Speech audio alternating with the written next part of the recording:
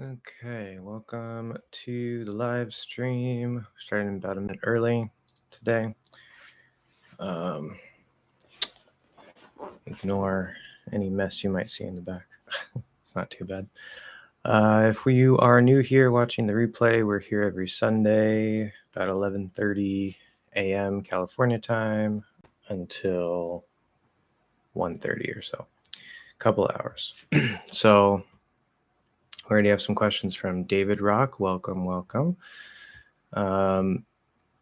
And also, if the chat doesn't take off too quickly, there's a recent comment that I'll hopefully be able to address. So we'll see what happens. Hello, Abdullah. Welcome. So, David, your first question, do you pronounce mouths, months, cloths, and paths as mouths, months, clots, and pats? No. Months works because there's no equivalent as part of the reason why. But mouths is not a word. Clots is a different word than cloths. Pats is a different word than paths. The problem is, so number one, okay. Well, we're talking about the THS combination, okay? You have two options, basically. I have a lesson talking about the full range of the TH sound. Type that in with English hacks, you'll find it.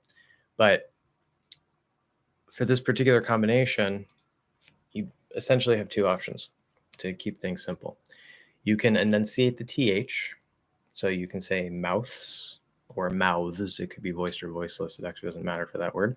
But mouths, months, cloths, paths. Okay, it's fully enunciated. Sometimes we say it that way. It's not a problem. But obviously that's a little bit difficult for an English learner. Not that you should avoid it because it's difficult, but there is an easier way to pronounce this combination that natives very commonly use, which is to use the dental, quote unquote dental, T version of the voiceless TH. Okay, that's also in that lesson about the full range of the TH sound. I also have a lesson specifically talking about the dental T and D version of the TH sounds. This is not informal. It is, at least in American English, it's a super common replacement for the TH sounds that natives use all the time, and we don't even realize it. We don't recognize it as a separate sound. And according to research, when a native says, for example, paths with a dental T plus an S instead of paths with a TH, if you ask them, why are you not producing a TH sound, they will tell you that they are producing a TH sound because it is the same thing in the mind of a native speaker of American English. So what do we do here? If you try to replace the TH here with a regular T, just go into that T position and push the S through. Again, sometimes, like in the word months, that works. It sounds okay. But most of the time, like in all those other words, it will either sound horrible or it will create a different word. So you can't go here for the regular T, right? Which that's already presupposed. I'm assuming that you know that we do the T here, not here on the teeth. I have a lesson about the T and D sounds as well. But you want to either put the tongue flat on the teeth, or it's called dental because you don't have to actually touch the teeth. You can still go here, but you need to be flatter. So if you don't have control over the normal, regular English T sound, t, t, t, which is very crisp, it's not flat sounding, t, t, t, okay? If you don't have that, that's part of your problem. You got to fix that. Then if you go and make that flatter, which again, the easy thing is just to put it on the teeth, but you go and make it flatter, and you're going to get t, or t, t, t, t, t. See how it's flatter? T, t, t, t. Okay. It doesn't have that little crispness to it. So you combine that with the S instead of ts, ts, ts, which is the TS illusion. You do this flatter dental T. Tss, tss, tss. Now it doesn't seem like a big difference, and in isolation, it is what it is, whatever. But when I put these into words, if I say pats, that sounds like this. If I say pats, pats, pats, it's going to sound more like this, just because it's a flatter T. Okay. So hopefully that makes sense and clears that up. That's a very common question. I think I'm going to make either a playlist or just sort of like an ongoing series of videos about commonly asked questions. And then I can just refer you there instead of re-explaining everything a million times. But it's fine. Nothing wrong with the question itself. What's the difference between entry and entrance? They're kind of synonyms. They tend to be used in different places. Entrance sounds more like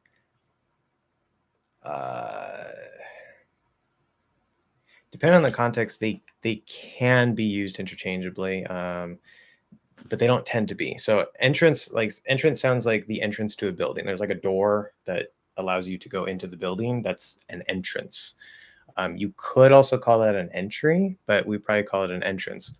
Entry tends to be used more for like an instance of entering. So say you're in a contest and you want to enter the contest, right? You need to say it's a drawing contest, so you draw something and then you submit it, right? That is your entry, the thing that you are putting into the contest. Or if you're going to a concert and you have a ticket, the ticket allows you entry.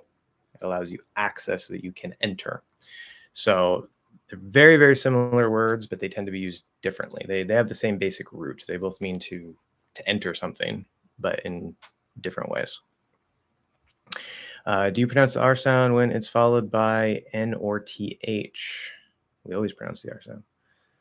In American English, we always pronounce the R sound. It's called erotic language, erotic dialect or accent, which means that the R's are always pronounced, such as afternoon, other than, rather than. I've noticed that mostly the R is dropped, particularly in fast speech. I think it's something called assimilation. Okay.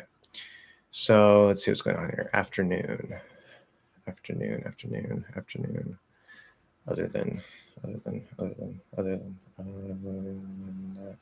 rather than. Okay, so what's probably going on here, if I'm speaking very, very quickly and or very, very lazily, that R can become very, very weak, potentially kind of turn into a schwa, I guess. But I don't recommend you do that. That's very dangerous. You're probably going to create more problems than solutions. You don't have to do that. There are a few cases where the R sound can maybe reduce into a schwa. Like I'm trying to think of a case because I'm thinking of like the like you are. I know there's a case where that R can reduce to in contraction, and then like where are you going? Where are you going? Where are you? Wait, where are you going? That's possible. That's also a little bit of a special case. Remember that every sound has a range. Okay, from fully enunciated or fully articulated to a lot faster, more lazily. Different sounds work a little bit differently depending on what we're talking about, but most sounds in general, they'll just have a range from nice, good, clear sound to not so clear and kind of lazy to potentially dropped. You can't just drop any sound, but potentially sometimes we could drop a sound. That would be the logical opposite of a fully enunciated sound would be no sound, right? So even, especially if we're speaking in normal speed speech, in American English, there's, I would say, I could be wrong, but I would say it's almost guaranteed. Again, normal speed speech, really fast speech, things kind of break. Even then, I would probably say it probably stays there. But in normal speed speech, even if you're speaking pretty quickly in normal speed, not super, super fast, but just normal fast, what's probably happening there is the is becoming very, very, very lazy, very light, very weak, and you're just not quite hearing it. So if I say, instead of afternoon, okay, you can clearly hear that. But if I say afternoon, afternoon, afternoon, after, it's still there. It's just very, very light, and it might be hard to kind of hear in between, say, that T sound and the N sound, but it is still there.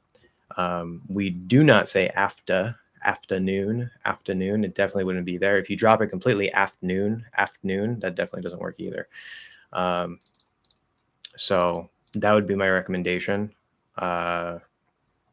Regardless of what natives do, there's a couple cases where there might, and I don't think this is necessarily one of those cases, but just for reference, there are a couple cases where maybe natives do something in faster speech that is a possibility.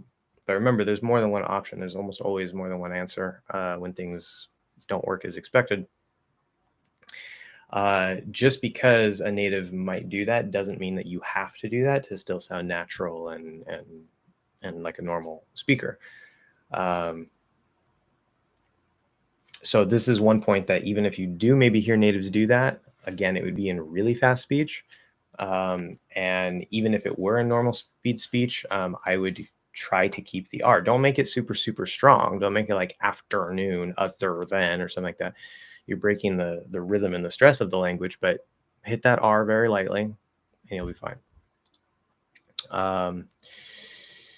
Okay, I've been told the vowel A is not a pure sound when followed by the nasal sound N or M, such as hand, ham, tan, ran, ram, exam, and etc. And etc. You don't need both of those, just etc. And that the jaw doesn't drop as much. Is it true? Okay.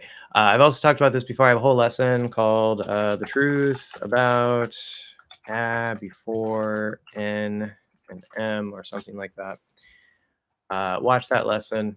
I won't go into all the details here, but basically, short version is there's a couple things that can come into play, particularly the fact that all vowels,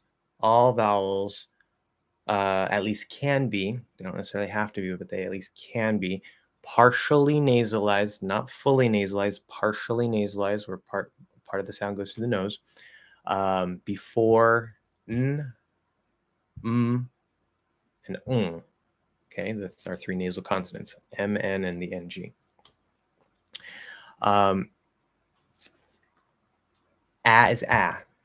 Okay, there are teachers who say like, oh, well, if you have A, like A plus N to say an, it's actually E plus it's not an A sound, blah, blah, blah. That's something that can happen because we get lazy with things. That's not the way to pronounce it. I've talked about all that before. The biggest reason why it sounds different is because in my opinion, my theory is that because we have that partial nasalization and because the nasal flap is back here, the A is way up here. We really hear it compared to, say, if I do it in an E or if I do it in an E or I do it in an ah. It doesn't stand out as much when we partially nasalize those sounds. And that's the biggest thing. Now, as far as the jaw, as I put out more videos about mouth posture, I will be able to reference that. I don't have those videos yet. The jaw, overall, generally speaking, does not move much. The way that these things are taught, teachers tend to only teach you the like perfect, clearly enunciated version of the words, right? The fully articulated form. So we have like E, where they say, okay, the jaw kind of closes up a bit, the lips spread apart, E. We go into I, okay, we go into E, we go into A, the mouth is very open, et cetera, et cetera, et cetera. Okay, that's all fine for that. But then there's real speech and the fact that we don't enunciate everything all the time. In fact, enunciation is the exception, not the norm. And it doesn't help, unfortunately. I try to speak more or less normally with you guys. But there are definitely times where consciously or unconsciously, I enunciate a little bit more, especially like T's at the end, because I want to sound generally natural for, so you guys can get used to that. But also I want to be understood by as many of you as possible. But if you actually watch, if you listen to actual natives and you watch what happens with the jaw, the chin moves, the cheeks move, but the jaw itself doesn't move much. Okay. Now it can. If I go into fully enunciated, my mouth is going to open more. That's definitely true. Same thing with it's going to open more. But if I'm in the flow of speech, especially if I'm doing the lazy or the lazy the not fully articulated forms of these sounds, which is what we use more often than not, then what's going to happen, instead of saying like cat, right? We don't say, I see a cat. I see a cat. If you talked the way that most resources teach you to make the sounds, you would sound very, very strange. Very, very strange. Okay. So I see a cat. I see a cat. I see a cat. I see a cat. I see a cat. There's some movement, but notice I'm not saying cat. I see it. I see a cat. I see a cat. No, I see a cat. I see a cat. So will open a little bit in the lazy form most of the time. It can always come out a little bit more. It's a very dynamic thing. It depends on what you're emphasizing, this and that, whatever. If is in a stress syllable, it may open a little bit more than if it's not. You don't really have to worry about that, because once you start getting the stress pattern down, it's going to more or less sort itself out. But yeah. So when it comes specifically to versus say an or am, does the jaw drop less if you're fully enunciating? Maybe. I don't really think so. Cat, can, cam, cat, cam, cat, can, cat. If it does, it's very slight, but it doesn't matter. As I said, most of the time we don't fully open the jaw into anyway. So if anything, it would balance out and be about the same. So I would say no, it's not true. Okay. And looks like the last question for David here. I see Kaisha is here. Almost to you. Just hold on 1 second. Sorry. Can you pronounce ran and ram, ban and bam, dan and dam? They sound alike for non-natives. Well, the N and the M can sound quite similar, especially in isolation. I think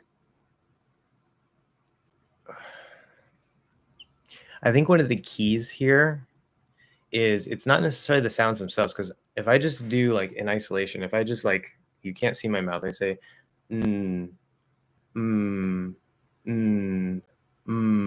side by side, you'll probably be like, okay, yeah, maybe I notice a difference. If you don't, then okay.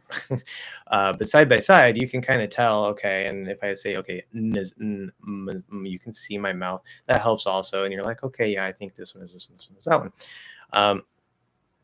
But I think in actual speech, remember, it's not just the sounds themselves, it's the transition. So we're going from or any sound, it doesn't matter. But if we're going from to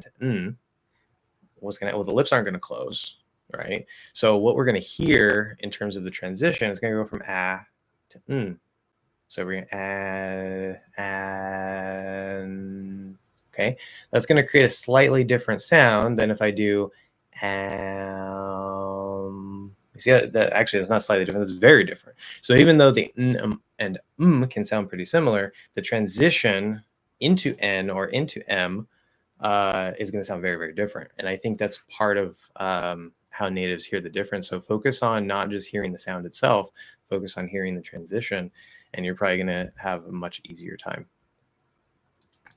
Okay, what's the difference between throw someone off and be confused?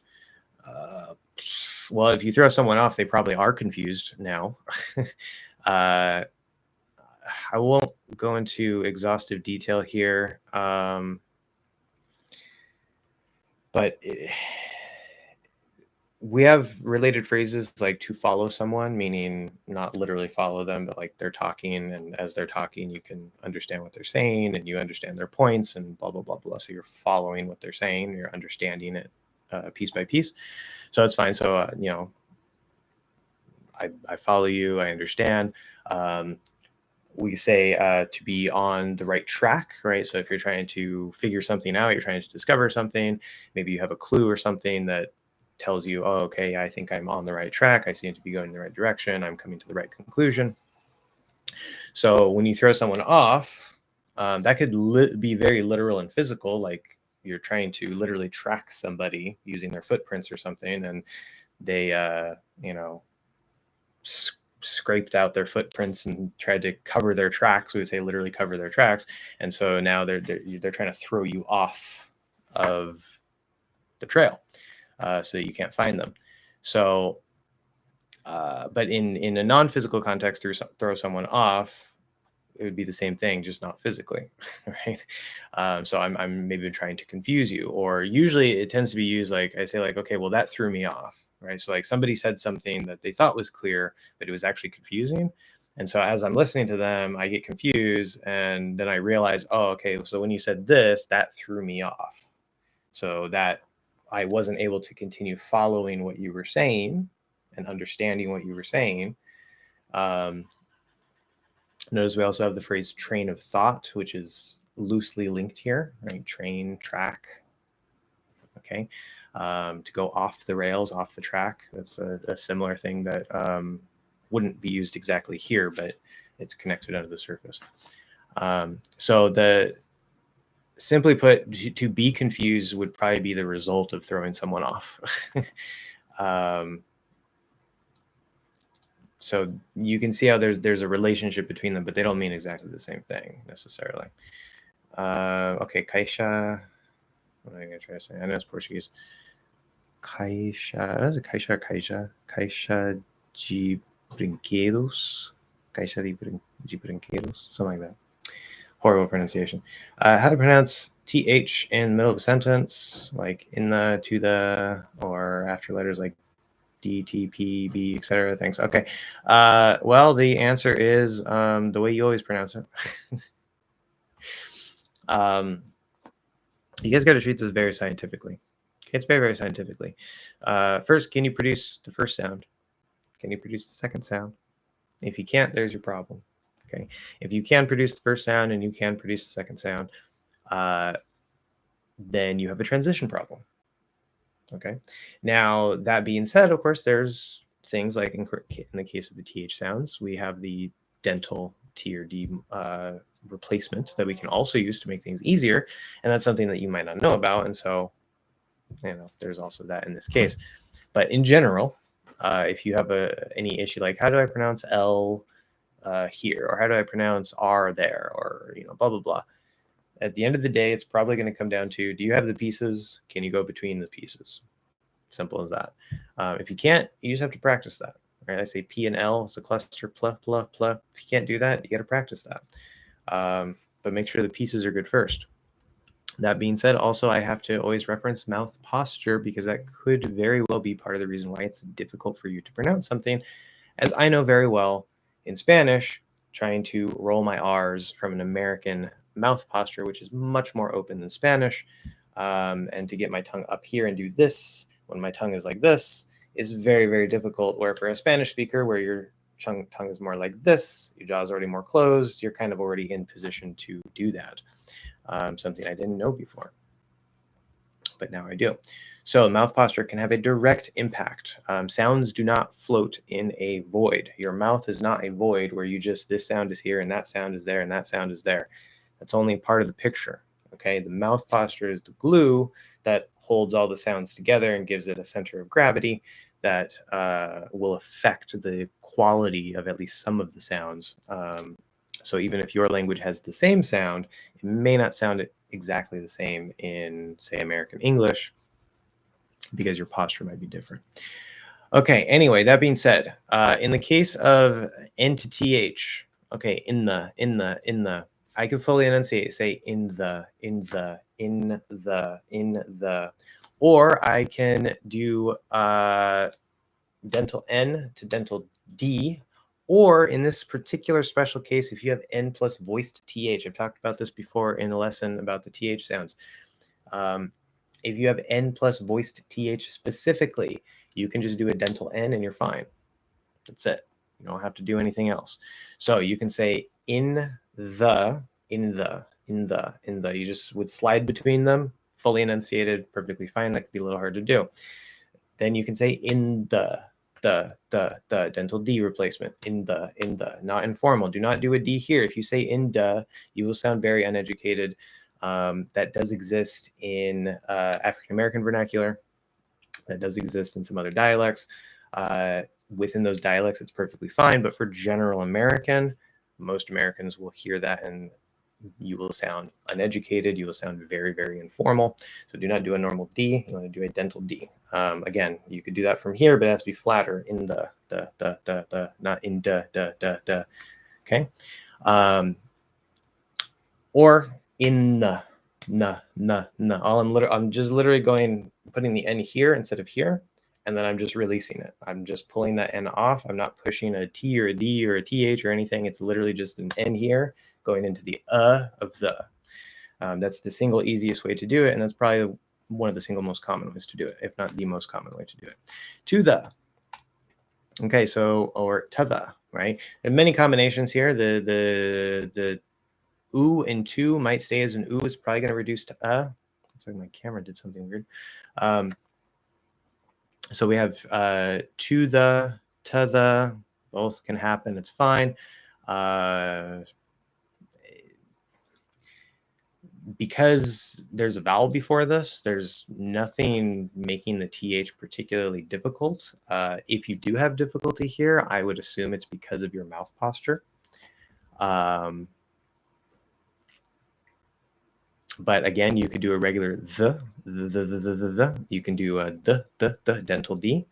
To the, so to the store, or to the store. You can even do a lazy TH, to the, right? Where it's like, it's not a fully formed TH. It's like just close enough where it kind of starts to sound, if it were voiceless, it would kind of maybe start to sound like an H. Basically kind of is more or less an H, but if you get too far away, then you lose the sound completely. So you're sort of on the outer range of that sound. It's another thing we do to speak more easily and quickly, especially in words like other, where we have to go from TH to It's very common. Or after letters like D, T, P, B, again, it's combinations. So in the case of D and T, there is a special case. Normally a T and a D, you can never do dental. You can never do flat. Okay, whether it's here or here, you can't do it flat. It has to be t, d, t, d. Okay. This is the one exception because we have the dental T and D versions of the TH sound as replacements. If you do the dental T and D replacement, not a regular TH, voiced or voiceless, but you actually do the dental replacements where you make it flatter or put it on the teeth, you can actually do the regular T or D from that and then release into that modified TH, which is the dental T or D. So if I say bad thought, instead of bad thought, makes it a lot easier. If I say what thing, super easy. P, if I say up there, there's no interference there. The P is the lips. Again, maybe your mouth posture is making it difficult, but you can do a regular TH. Just let that P go up there. and kind of push the TH through that P position a little bit, or you can do that dental D again, up there, up there. There's nothing special about that. So based on the details of your question, some of it is very common, like how do you do TH after N and this and then blah, blah, blah. But based on some of the details here, I think your mouth posture is giving you problems. Either that, or there's some of the sounds that you either don't have right or are not fully formed. And that's causing problems when you're trying to transition between things because you don't have the sounds themselves yet fully, like, well enough. Something in there is probably happening, but the TH is naturally a very difficult sound for many people, so there is that too, right? You got to play with it, get used to it. But there's not just one right answer for the THs. Okay, Alan is here. Looks like Wendell blew up the chat again. Preeti Roy is here. Okay. Welcome, people. I'm trying to go in order here. Let's see if we can get through these. Hopefully I can go through Wendell's questions as quickly as Wendell asked them. Okay, so Alan, is it true that in some accents with cot-cot merger, the vowel that they use in frontal A, like first part of I, okay, diphthong, example, Wisconsin. What is the question? Oh, the vowel that they use is frontal. Okay, so I misread that slightly. I very, very much doubt that, because what would be happening there is the unmerged ah, like in hot, would be merging with the start of I, which would mean that I would now probably be said like ha, ah, I. That does kind of sound like a northern accent, like Wisconsin, or in Minnesota, don't you know? Some Canadians will also speak that way. But then that would also mean, I would assume, that the aw sound is not being merged, which means that they keep it. And maybe in the northern accents, North Dakota, Minnesota, Wisconsin, around there, maybe they do that. I don't know. I don't care. That's not general American. If you do speak that way, you will have an accent. Okay, it's that people who have that type of accent, they sound like they're from a particular part of the country. Okay, people who have a neutral accent, the reason why it's called a neutral accent is because you don't sound like you're from a particular part of the country necessarily. Maybe if we compare, say, middle of the country to the western, some people might be able to say you sound kind of like you're from the West, but there's not like, it's not like oh, you're from, Colorado. Like, and again, there's always certain regional variation. Like, if I'm talking more like this, that's not even right. I can't even do that. Like, can I even go into, see, I can't do a California accent very well, which is funny because I'm Californian. Like, hey bro, how's it going, dude? What's up? Yeah, like that sounds like you're from California.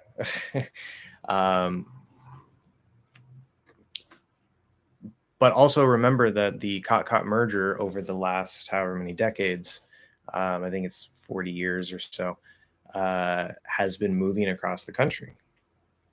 So it's becoming more and more the pronunciation of American English. Still might take another 50 years or so, maybe 100 years to fully go. And there's always going to be regional variation, but that seems to be what's happening. So even if there are speakers who do that, number one, I wouldn't care because you don't have to. Number two, I do think this in particular would give you a regional accent. So ignore that. Wendell, hello everybody. Hello. Yes, everything's good. Welcome. It's important to I try to say two words at the same time. It's important that she be there, or it's important that she is there. Good question. I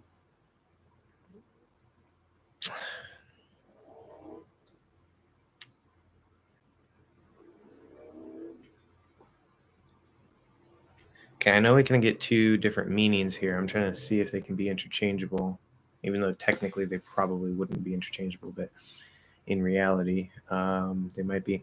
Okay, so this comes into something called, pretty sure this is the present, what is it called? I don't even remember now at this point. The present subjunctive.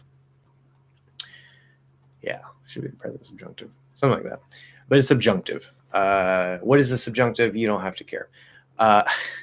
It's the thing that turns I was into I were, but it's almost completely gone from the language, and I'm going to be talking more about that later.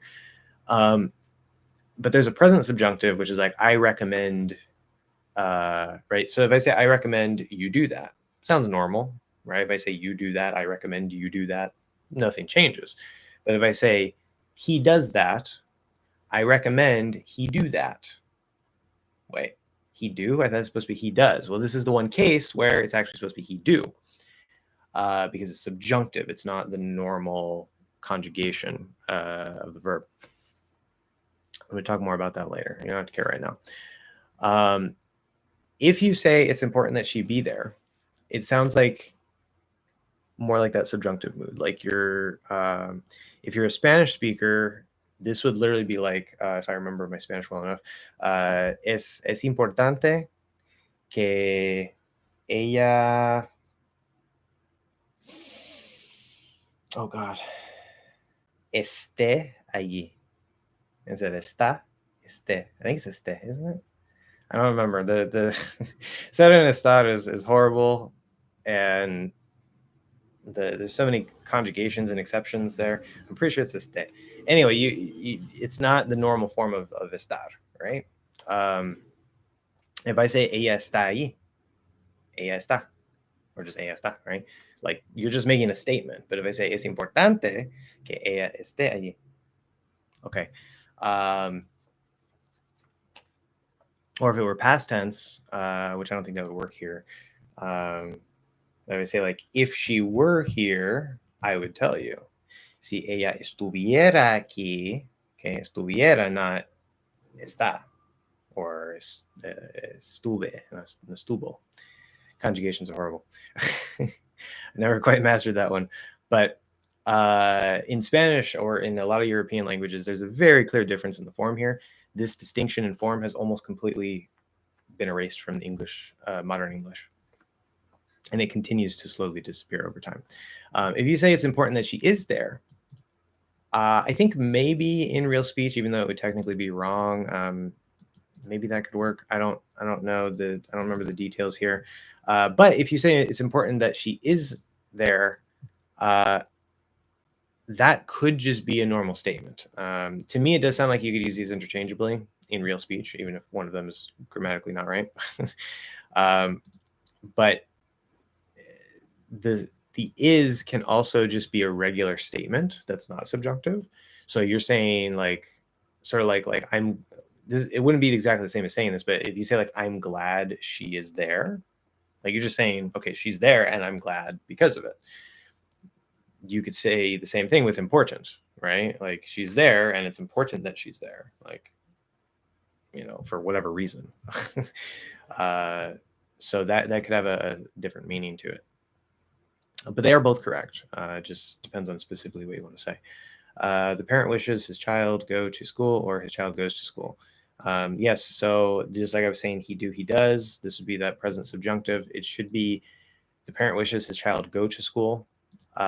Because this is disappearing, that is still technically correct, and it does still sound good.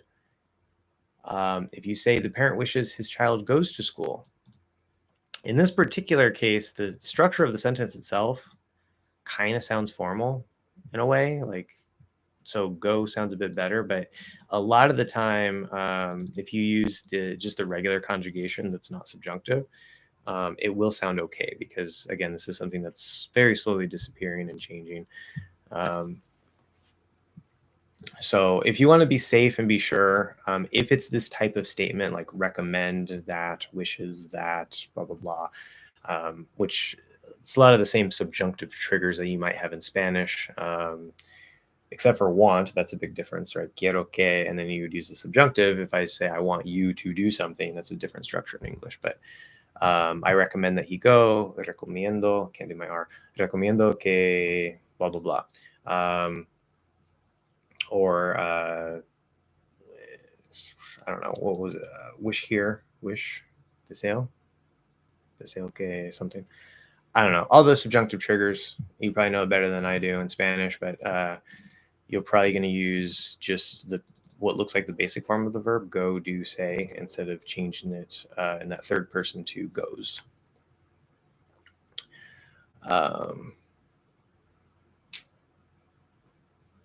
Parents wish their children go. So this is plural. Versus what? Parents wish for. Okay, so this is a different question. So wish their children go to school or wish for their children to go to school.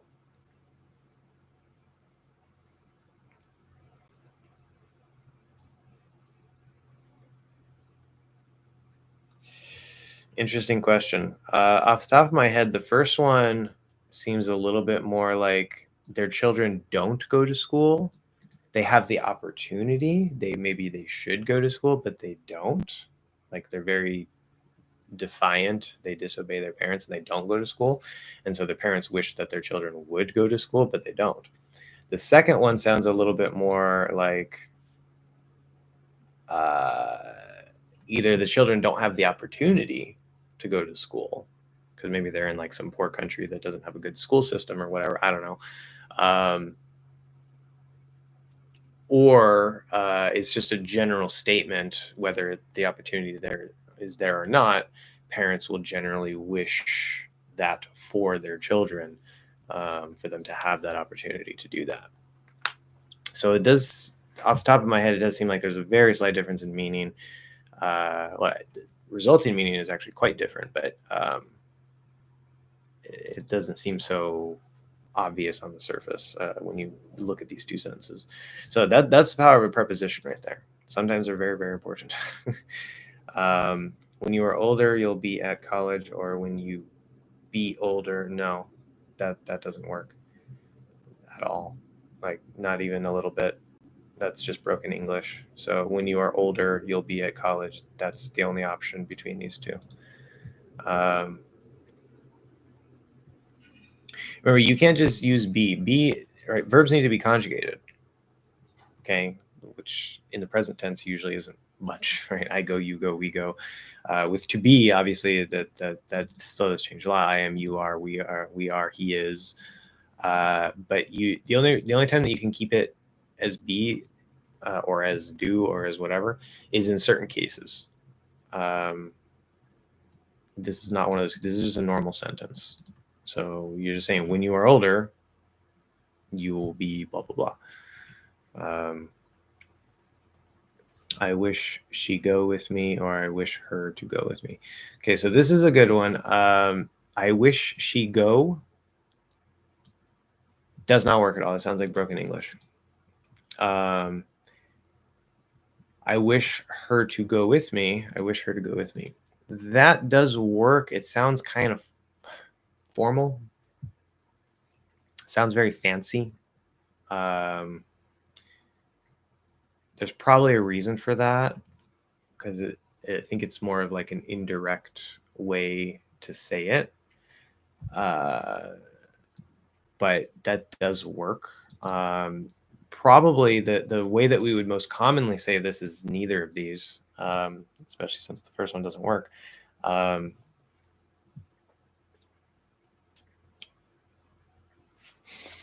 Wish her to go with me.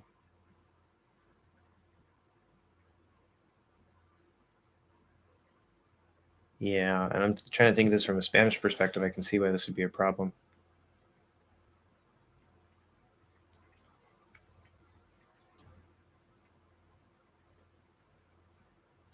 I guess it depends on exactly what you're going to say, because what I want to say, but it may not be what you intend to mean, is I wish she would go with me.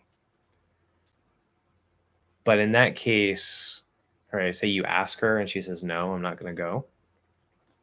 Now you wish she would, but she's not going to. She doesn't want to. But that might not mean what you're trying to say here.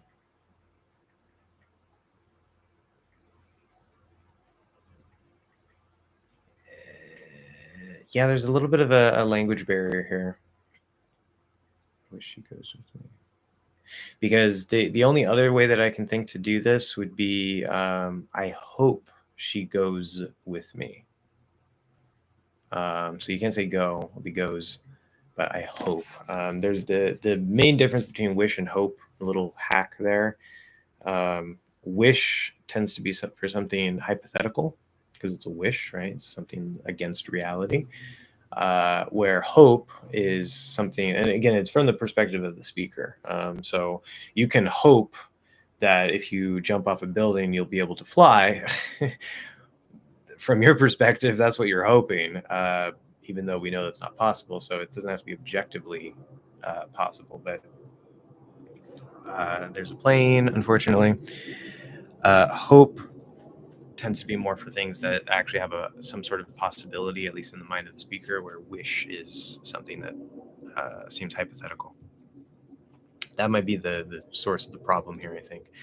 But okay, a little bit of grammar or a little bit grammar, a little bit of water, a little bit of water. No, you need A. You need A. Wait, sorry, not A. Hold on. Of. You need of. Because it said a little bit of. I was thinking A for some reason. Yeah, you need the of.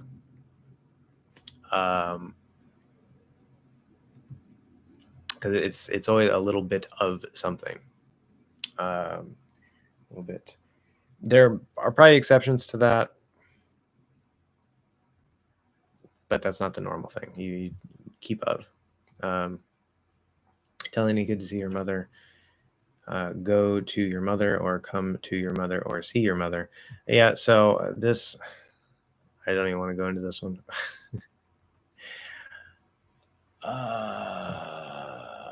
Okay.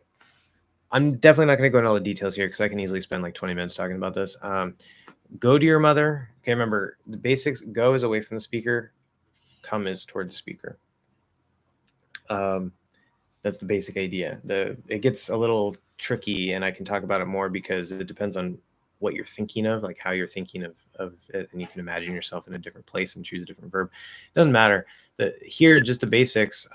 If let's say I'm here, the mother is there, the child is with me, okay, or it doesn't have to be that I'm here, but the main point is that the child is away from the mother.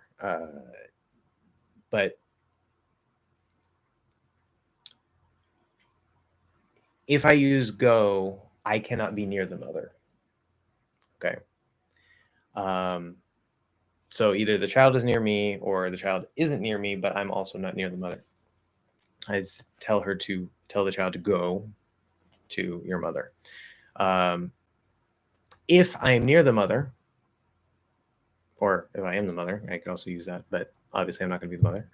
So if I'm near the mother and I'm talking to the child's over there, mother and I are over here, come to your mother.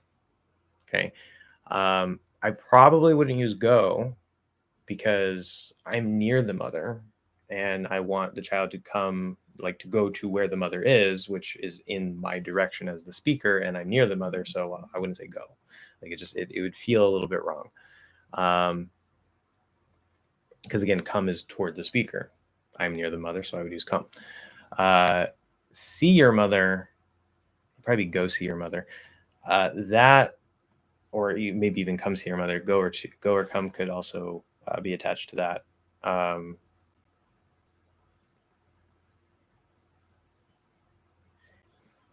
Whether or not you use go, come, or neither. See is more about like your mother wants to see you, your mother wants to talk to you, or something like that. And so see is sort of like don't just like go, but there's like a purpose. There's some reason why you are like visiting her or going to where she is.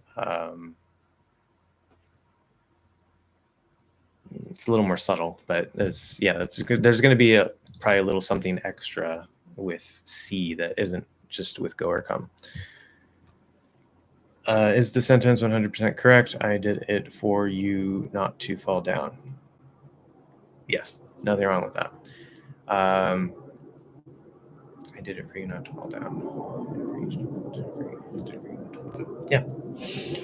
Okay, David, can I call the unreleased D a stopped D, as in didn't, couldn't, sudden, garden, student, etc.? Does it sound strange to pronounce the true D in these words?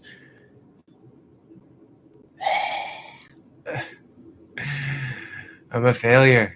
Okay. Remember, range. Anytime there's a D, right? Now remember, of course, sometimes things are silent. English spelling is horrible, but generally, if there's a D, right, if there's supposed to be a D sound there, the stops are a little bit special because if it's not at the start of a stressed syllable, you can't necessarily use the strong D. It had to be a weak D. But that aside, a true D, whether it's strong or not, I don't like using the term true D, but it would apply to both the strong and the weak, meaning not a flap D, not a stop D, not a dropped D, obviously. That, like a true D, is always possible.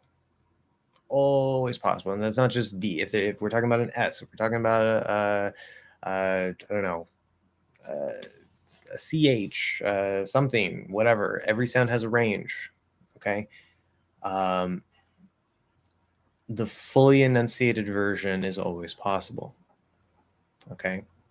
The way that, which I get why they do it, the way that this stuff is usually taught by most sources is they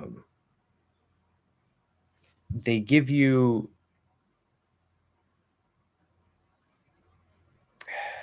how do I say it?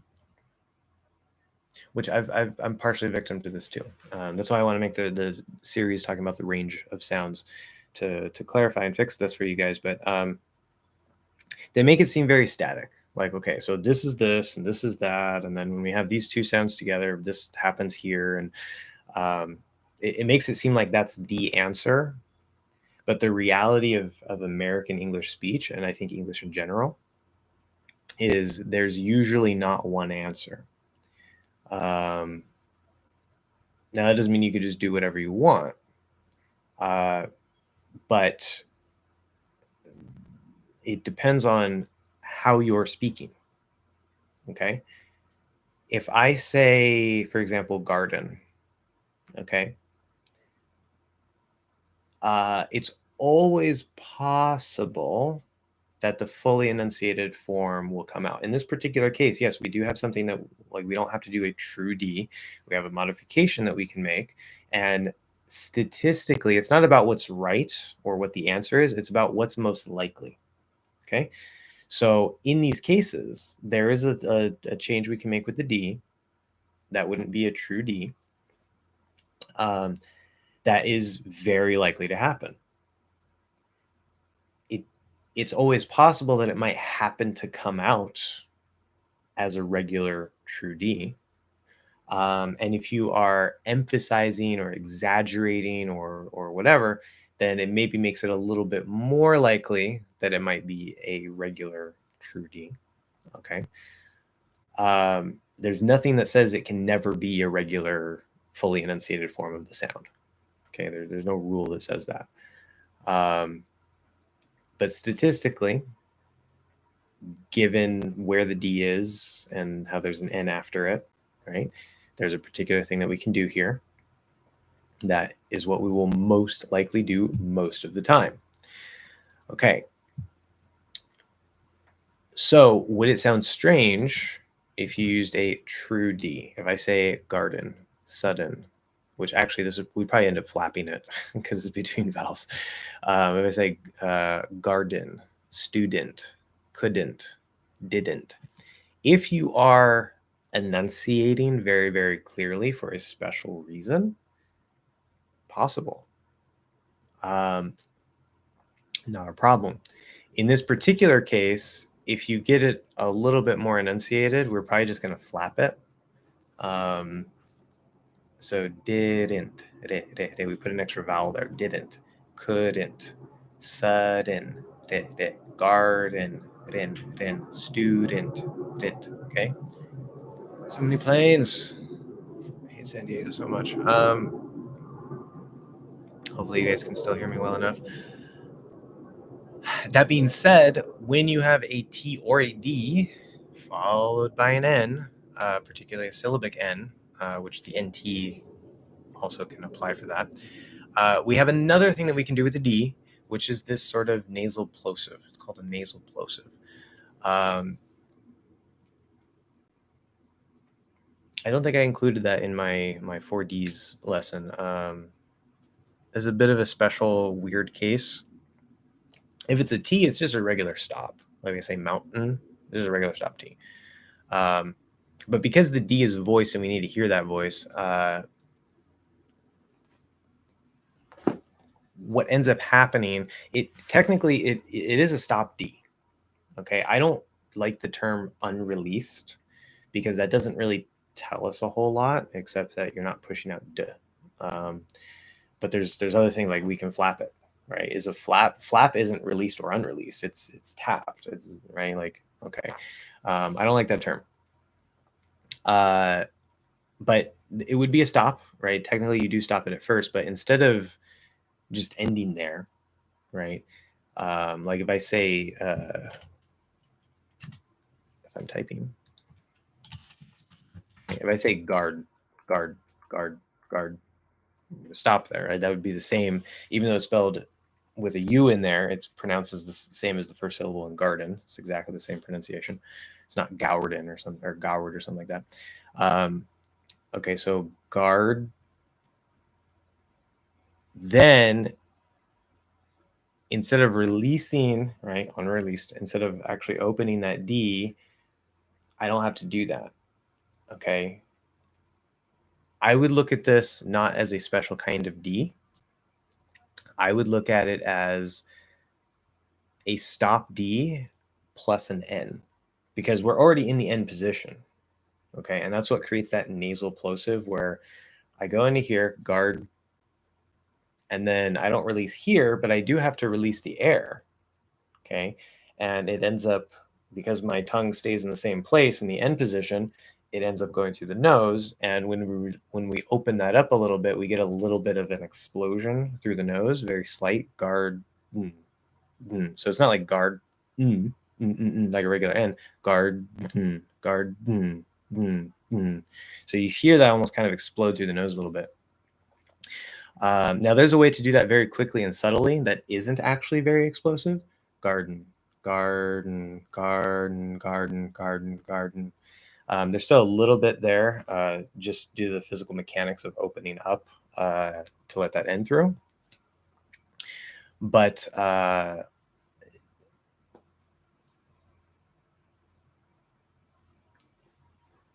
for the D itself, yes, I would call it a stop D. That's what I would classify it as. It's a stop D plus an N sound without, releasing that position of the D.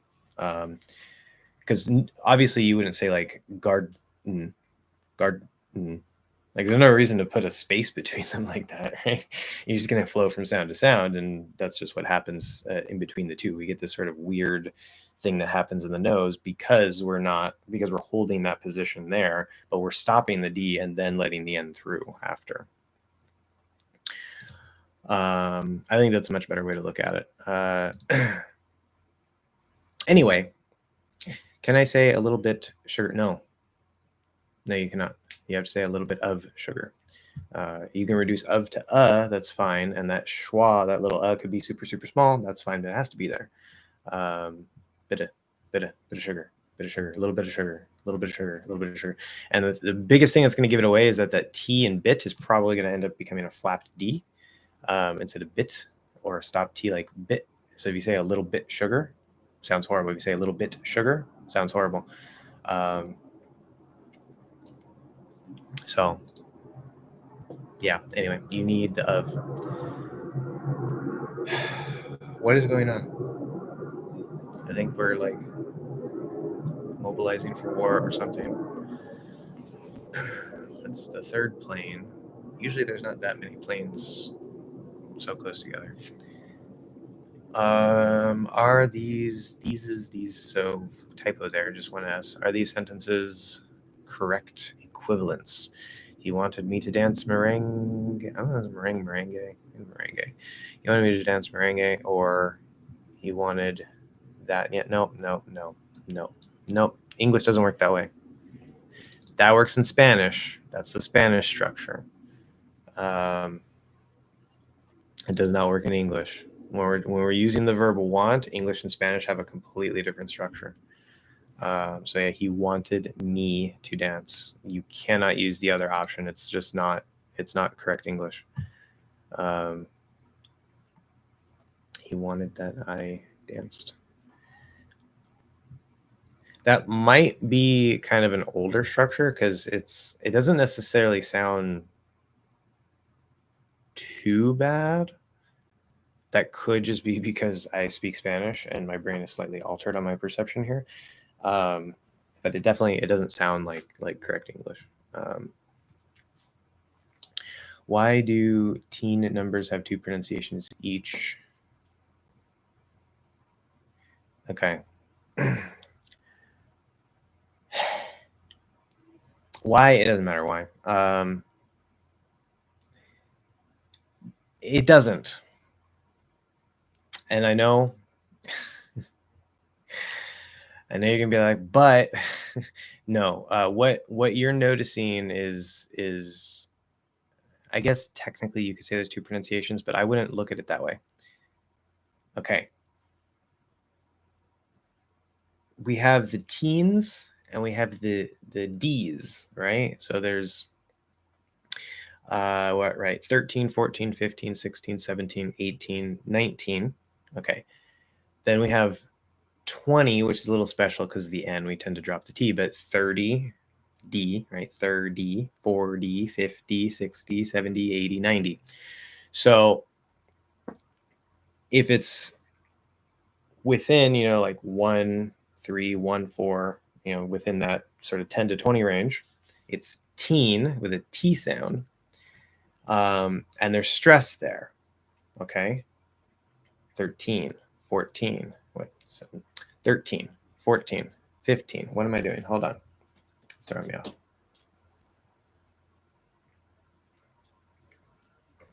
Yeah. 13, 14, 15, 16, 17. So we got teen. If I do the 30, right? 30, 40, 50, 60, 70. The stress is on the first syllable. The teen, the stress is usually on the teen. But it depends on what you're doing. Okay. If I'm counting, if I say, okay, let's say I have a bunch of these pencils, right? And I say, okay, 1, 2, 3, 4, 5, 6, 7, 8, 9, 10, 11, 12, 13, 14, 15, 16, 17, 18. Okay. I'm probably going to focus on the actual number part that changes, not the teen part. Okay. But if I say there are 15 people, 15 people, 15 people, 15, not 15 people, 15 people. Okay. So that stress can shift depending on how you're using it. The default is probably just going to be on the teen. But if you're emphasizing the actual numbers, like 14 compared to 15, we're probably going to stress the first part. Notice that if I do say 30 and 40, okay, if I'm just saying 30, 40, 50, 60, or if I say there are 30, not 40, okay, the stress actually doesn't really change because the stress is already on the first syllable anyway. We're not going to change it to the D, which is naturally unstressed. So it's a little bit of a confusing thing, but that's the basics of how it works. In real life, things probably get mixed up a bit. In this particular case, I wouldn't worry too much about it.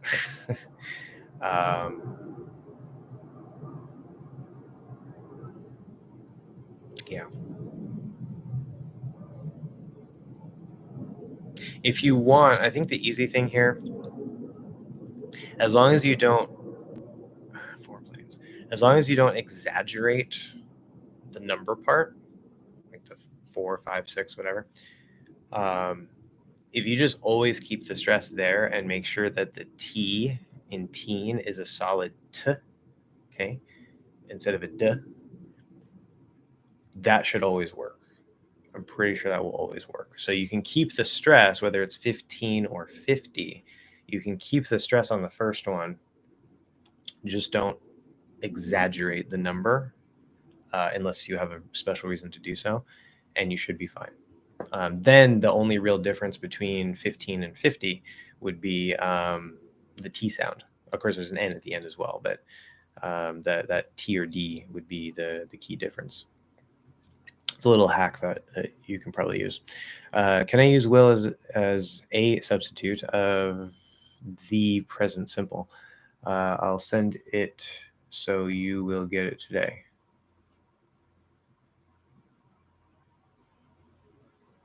Well, that's perfectly fine. That can mean two slightly different things, but yes, there's no problem with that. Now, are you substituting the present simple?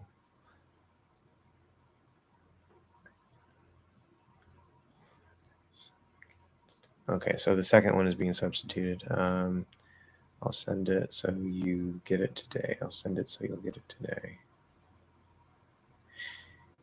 Yeah, as I said, there's two slightly different meanings here. I'm not going to go into detail here, but one of those two meanings with will would be exactly the same as if it were just the present simple. And yes, that's one of the stupid things. I think that probably exists in a lot of languages. It's going to be different for each language, but there's going to be some cases, some contexts, some. This probably won't always work, right? Will is supposed to be the future, but like the present simple can be used for the present simple. It can be used for we call it present simple with the future value. It could be used to talk about habits. So it's not something that's actually happening now. It's just something that regularly happens. I go to the beach every day. There's the, I think it's called the narrative present or something like that, narrative past, where you're, say, I'm telling a story about, the 1890s, and I say, it's 1895 and John just left the house, or John is leaving the house. So I'm actually using, it doesn't have to always be regular present tense, but I'm describing the story as if it's real. Like I'm describing events that are happening right now, right? Or that recently happened, instead of saying like it was 1890 and John had just left the house. That would be all like solid past. So there's multiple uses for the present simple beyond just I am a teacher or I eat vegetables.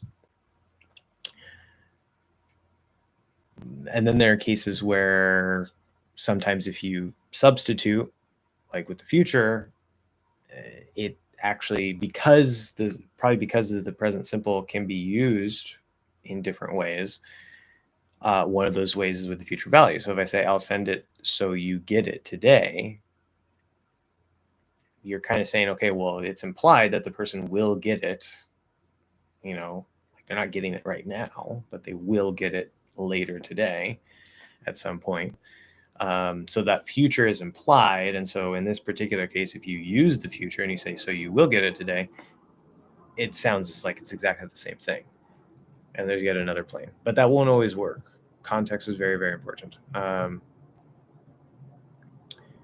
Seriously, I really want to know why there's so many planes.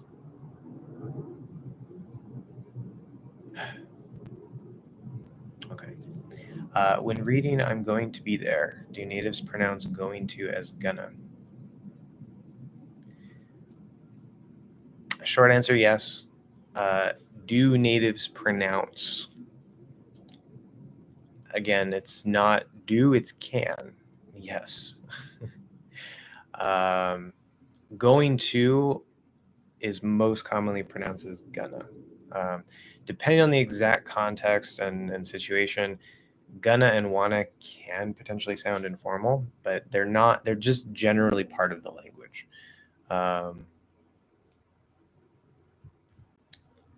Most cases, even if you're not in an informal situation, most cases wanna and gonna are going to still sound fine.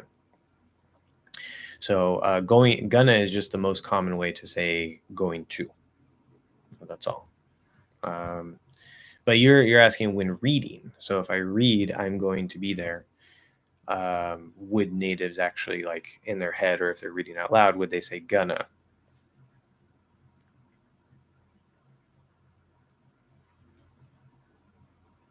It might be a little less likely because we're actually like reading and parsing the information through our eyes as we go. But because the brain tends to kind of go pretty quickly and group visual chunks as we're reading, yeah. If I'm reading out loud, it's much more likely I'm going to say it exactly how it is. But there's a whole bunch of other cognitive factors that come in with reading out loud, especially if you're like in a class reading to the class and stuff. The brain is probably going to focus more on like what's actually there as it tries to process everything else that it needs to do, like speaking out loud, feeling embarrassed that you're speaking out loud, or whatever. But if I'm just reading something like that in my head, maybe it'll be parsed as going to, but there's a good chance that the brain will still kind of just say gonna. But that's also that's it's an interesting question, but it's meaningless, I think, because reading and speaking or reading, the written language and spoken language, they're different mediums. One's visual, one's auditory. So it's like, cool question, like it has no impact on like American speech or English speech. It just, whatever it is when reading, that's what it is. So that's not about speech itself. I don't know.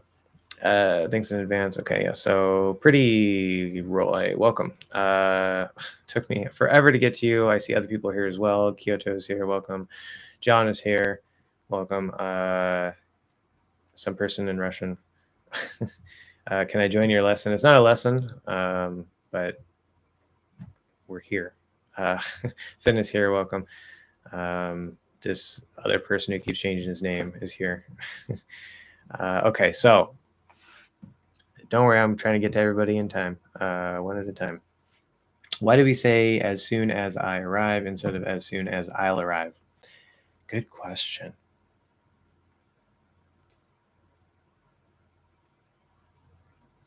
I don't think I've pinpointed that down in my style, so I don't think I have an answer for that. As soon as I arrive.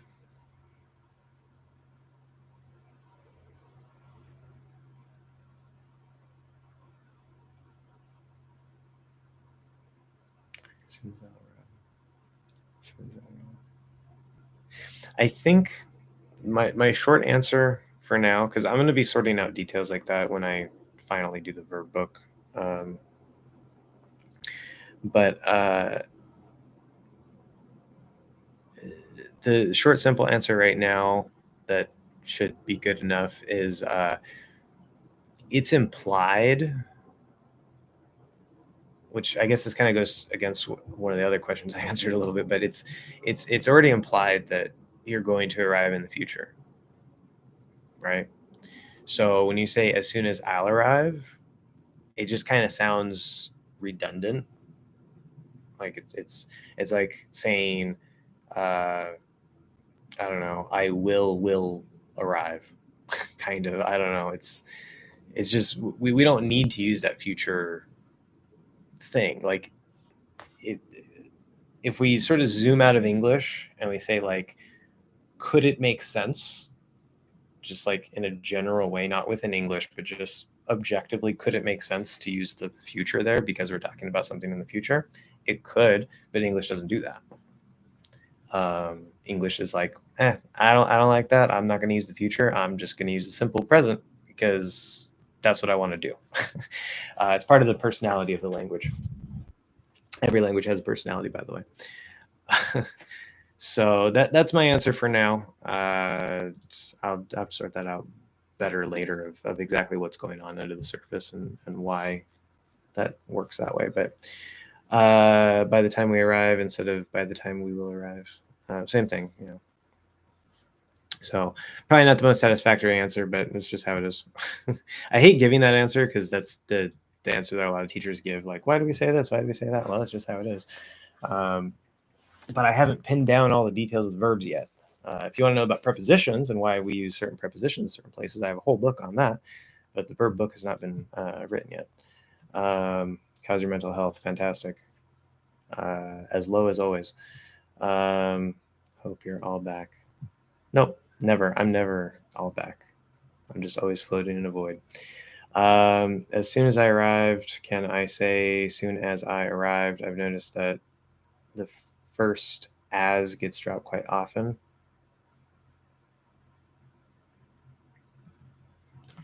Yes. That it can sound a little informal in the sense that it kind of feels a little direct. It's very similar to, like, instead of saying like are you hungry, you can just say you hungry, right? And you can drop the R part. That's used in more informal speech. It's kind of similar to that, but also like as. So it's supposed to be a Z sound and as, but it's just a little unstressed a plus z and then soon, and that's where the stress is there. So it kind of is already small at the start anyway, and it's very easy to just kind of drop it. So it does sound a little bit informal, but we do things like that a lot. Yeah, it's not just with that phrase. We do that with a lot of things. I could even say like we can partially drop words if we're being really, really lazy and probably more informal. So if I say like, what does he want? Instead of like, what does he want? I could say like, what does he want? I'm not even saying the W. I'm just saying like, what does he? What does he? What does he? What does he want? It's a little less clear. I don't recommend that you necessarily do that unless you fully mastered everything else.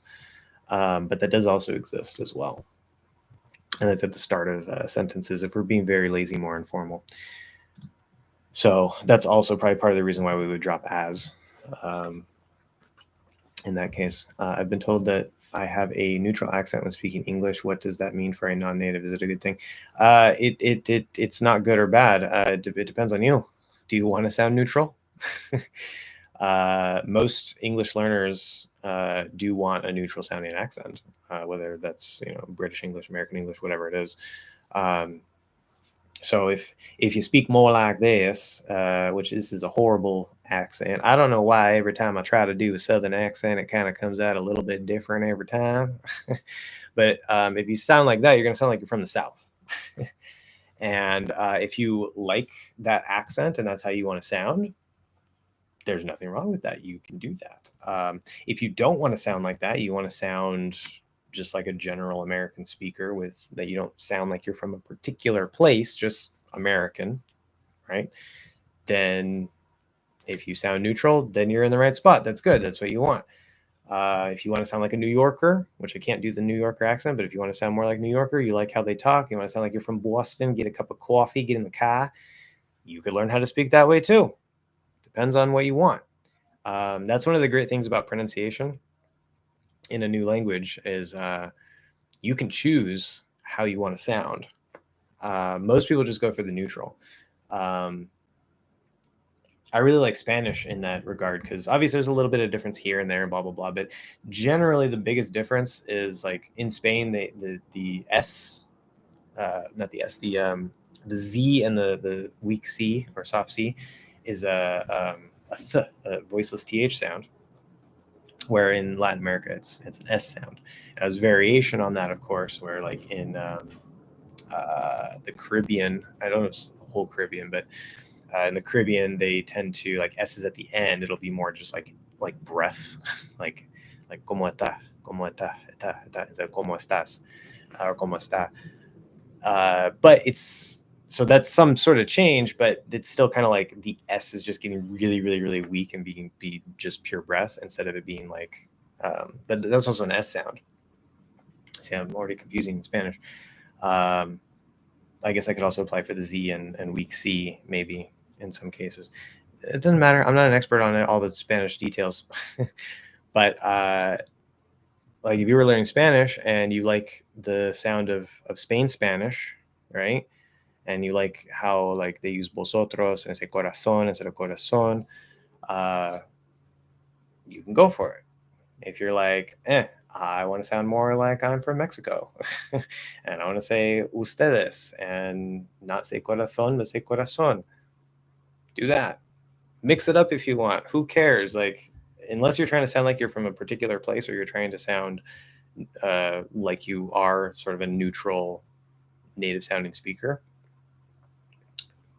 then it doesn't matter. You can choose whatever you want. It all depends on your goals. Okay, so this person with like a Russian or Ukrainian or some Cyrillic name, I don't know the language. So I don't know if you're asking lesson here, because this isn't quite a lesson, this is a live stream. If you're asking about like my classes and stuff, currently closed, but when it opens, it'll be on italki. Finn, welcome. You can do a dental T for the TH in monthly, right? Absolutely. Monthly. Now that becomes a little bit of a mouthful because of the L, right? It's actually going to make that L sound a little bit different than it normally would. But monthly. Yeah, even if you do a regular TH, it's still going to be kind of weird. You can kind of hear the sides in here as my tongue sort of contracts inward to do the L. There's still like type sound. Month.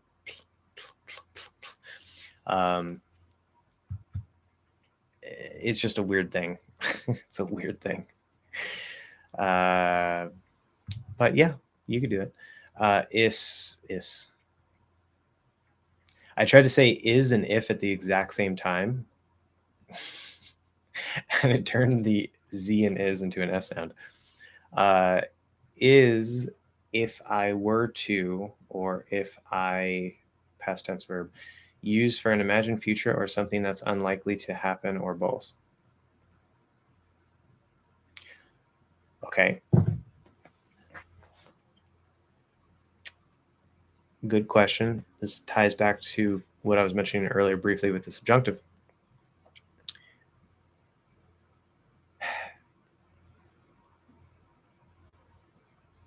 Imagine future or something that's unlikely to happen. Okay.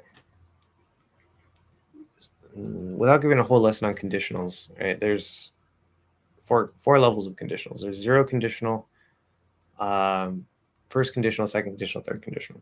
Zero conditional, if you melt or if you heat ice, it melts. Okay, it's just statement of fact. Okay, simple present, simple present. That's it, right? If this, then that, cause and effect. Very, very simple. That's usually used for, statements of pure facts, especially like in a scientific context, whatever. You can also use it to make things sound stronger. So if I say like, if he goes, I go, instead of if he goes, I will go, that's first conditional. But if you make it stronger, making it sound like if you heat ice, it melts. Like there's nothing else that ice can do if you add heat to it other than melt. It's the only thing that can happen. So if I say if he goes, I go, you're making it sound like very, very strong. Like the only way that he's going is if I'm going. But anyway, first conditional. If I could keep it with ice. If I heat the ice, it will melt. Okay. Now I'm not just making a statement of fact. Now I'm saying, if I choose to heat the ice, right? Because there's ice here. Now, if I heat it, it melts. That's what happens.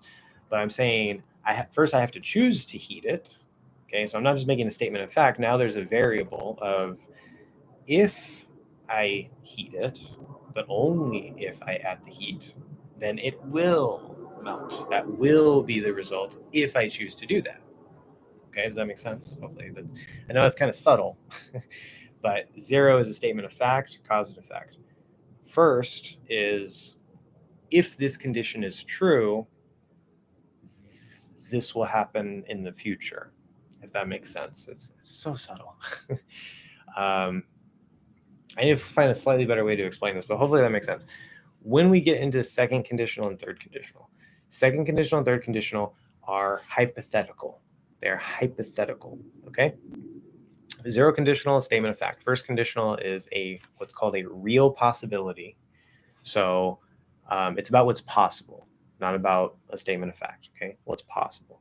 If I heat the ice, it will melt. That is what will possibly happen as a result of me choosing to heat the ice. Different context that's maybe not so scientific and rigid. If I win, I will buy a car. Okay.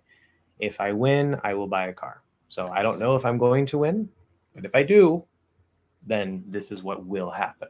Okay. Second conditional.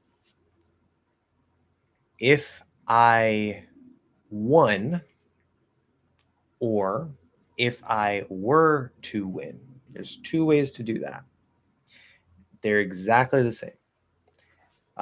Whichever one comes out. If you use the word to do something, it can maybe sound a little bit stronger, especially if you emphasize the word. Like if I were to win, okay, you could say if I won, blah, blah, blah. But doing were to win emphasized is like the strongest possible way that you could make that.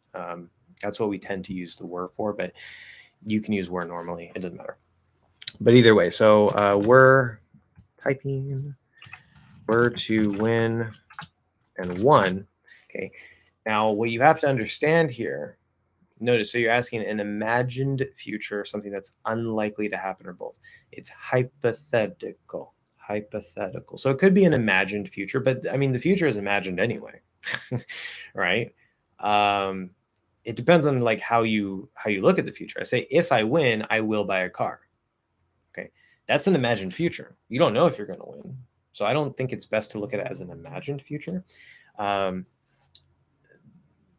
second conditional is an unreal possibility. Unreal possibility. Okay. So that's why it's, in that sense, it's kind of imagined. Okay. It's hypothetical. I like the word hypothetical. It's a very good word here. First conditional is a real possibility. It could happen. Notice I use could there. This is where when we start talking about this, it gets really, really mixed up really, really fast. And there's a reason for that, but just follow the main idea here. So if and it depends on how I feel, right? It's not necessarily about what's right or wrong. If I say, if I win, I will buy a car. That tells you, the listener, that I feel winning is a real possibility. Right? Maybe it's the lottery, right? I have like a 1 in a billion chance, which means that it's very unlikely. It's pretty much impossible. It's almost guaranteed that I'm not going to win. But I believe that I have a chance, right? Maybe I'll be that lucky person, right? So because I believe it, and I'm imagining, if I had that money, I'm gonna buy a car, right? I'm imagining, yes, I think I want it to be real. I'm imagining it as a real possibility. Doesn't matter objectively how real it is, right? I could say, if I jump off the roof, I will fly. Reality will probably prove me wrong, but I could believe that, okay? When you use the second conditional, that tells the listener, hey, this, I don't think that this is an actual possibility, but hypothetically, it's a possibility. So I don't actually think that it's going to happen or that it's possible to happen, but I'm imagining like a different reality, right? So like if I had wings, which I don't, or if I were to have wings, I could fly, but I don't have wings. I'm just imagining a reality where I do have wings, and then that would become possible. Okay, so when you use the were to do or what looks like the past tense of the verb, keep in mind it's not the past verb. It's not. This is something that confuses a lot of people. I don't think that you're confused by this point, but because it looks like the simple past, people get this confused and think like we're talking about something in the past. We're not talking about something in the past. This is one of the reasons why I say the subjunctive has almost completely disappeared as a separate structure from modern English, because when we use that second conditional,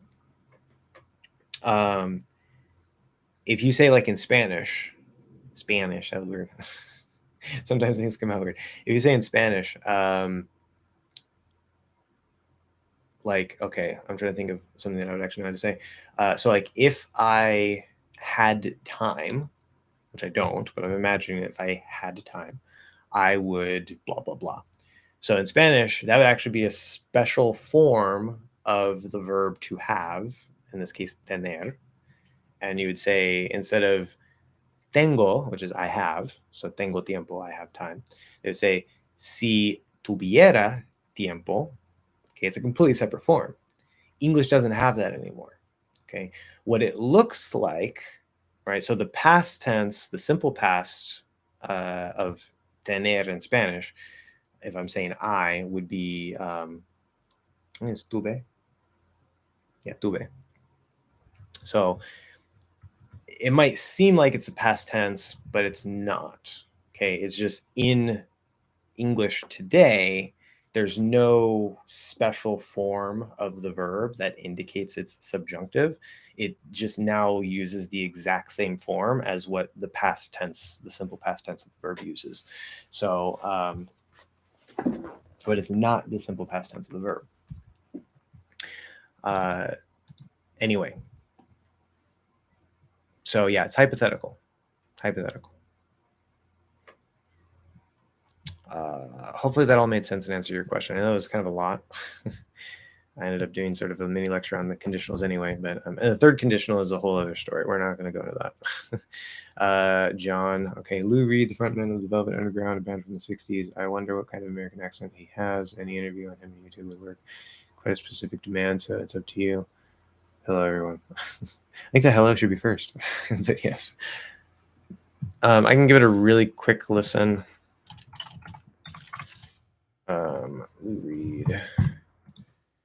Interview.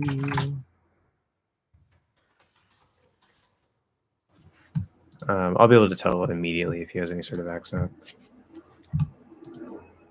Come on.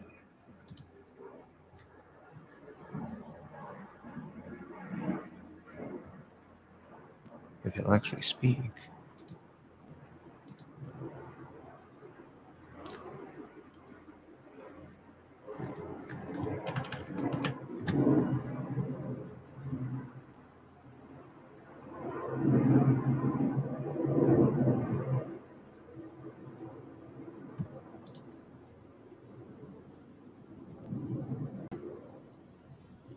Jesse. Yeah, okay. So it's a small sample, but I'm not detecting anything except I don't know if it's a teeth thing, because missing some teeth can cause this, or if he has just like a little bit of a natural lisp, because some speakers like say if they're saying like instead of saying something, they'll say like, I can do it, something. So it's like it's not quite. It's sort of a little bit of modified thing, because we call that a lisp. He has something going on like that. It sounds kind of lispy, but as far as the sounds and his general, how he sounds neutral. Maybe if I listen to him more, I could pick some things out, but I don't think he has any particular kind of accent. He just sounds neutral to me.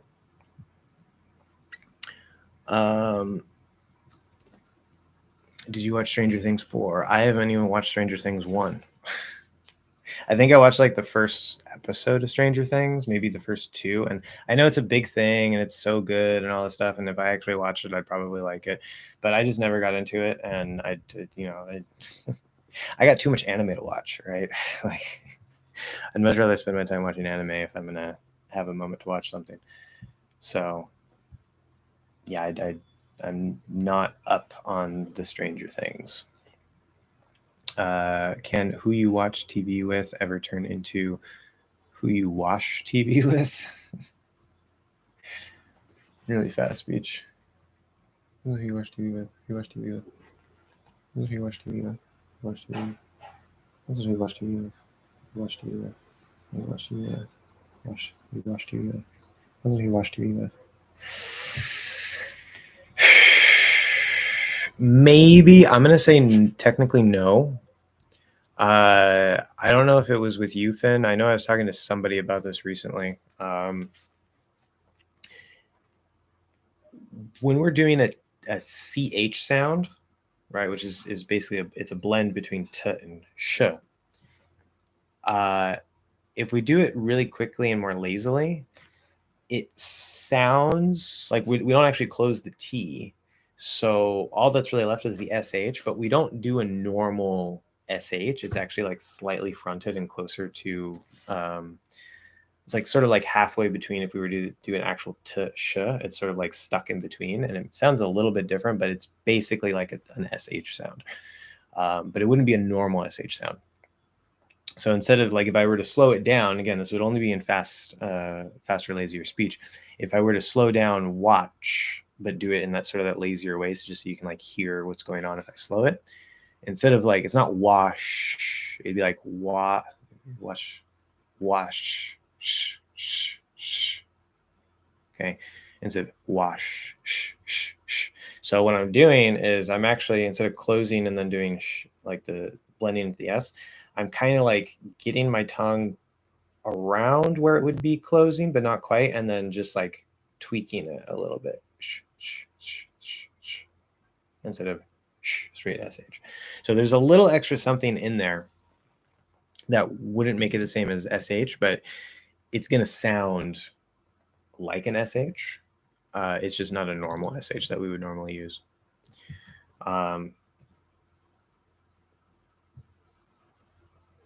Anyway, if I try to actually say it as an SH, even in fast speech, it does seem very slightly weird. Because it's fast speech, people probably wouldn't really notice. But if you go just a hair too slow, people are going to catch it very easily, I think. So I wouldn't try to say it as an SH. Kyoto, sorry, it took me a second. I know you've been waiting if you're still here. I see Shok is also here. Shauk. No idea how to pronounce it, but yes. Trying to catch up. Okay, so sometimes I hear people from the USA pronouncing she is going to plus verb more like she's in what? Sounds like in a plus verb. I already know we can pronounce it as she's gonna plus verb. Does it work with other subject pronouns? Okay. Oh, I see. Okay. So slight correction there. At least the way that I would think, it wouldn't be in a. In a would sound like in a, like the preposition in and the word a, reduced to in a box. He's in a box, right? Gonna, what a very common thing to do. Not in all cases, but like in this case, right? She's gonna. You can actually drop the g, and you can say she's gonna. So you're actually saying not z, not I, but it's gonna be z. It's gonna be a schwa. She's gonna. Maybe that can get a little bit fronted toward I, possibly for some speakers, but it should probably be more of a schwa. Now, this actually is part of a bigger thing. I am going to do something. I'm going to do something. I'm gonna do something. Okay. I'm a do. Okay, something that do. So it just has to be a verb after it. So it can't just be like to the beach. It has to be I'm going to do something. That's always the case. But if you go all the way down to Ima, this is like the most extreme contraction in the entire language. And it's very informal sounding. If you say I am going to, that just sounds really enunciated. If you say I'm going to, okay, fine. If you say I'm gonna, generally doesn't really sound very informal. It's just pretty much part of the way we speak. If you say, oh yeah, there's also, I missed one. I don't even know how I would type this. We never type this. We will type IMA if we're speaking, if we're typing very lazily and informally. Instead of I'm going to or I'm gonna, we'll just type IMMA. This one we never type, but it would be Imana. So this would be like Shizana, like we're talking about here. I'm dropping the G, but everything else is still there.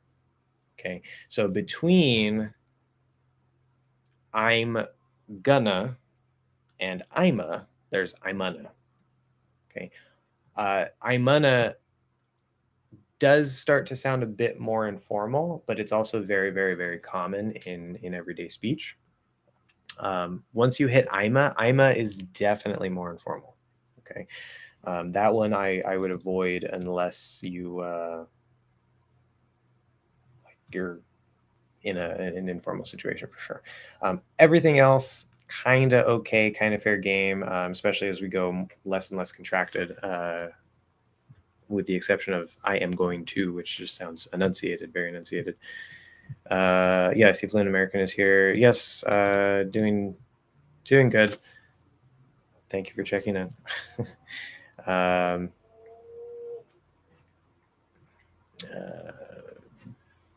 Better now. I'm not going to really go into that. I know what the source of the problem is, and it's going to come up again in the future, I know, but that's okay. We're okay. Elena, hi. Yes, welcome. Okay, so back to what I was saying.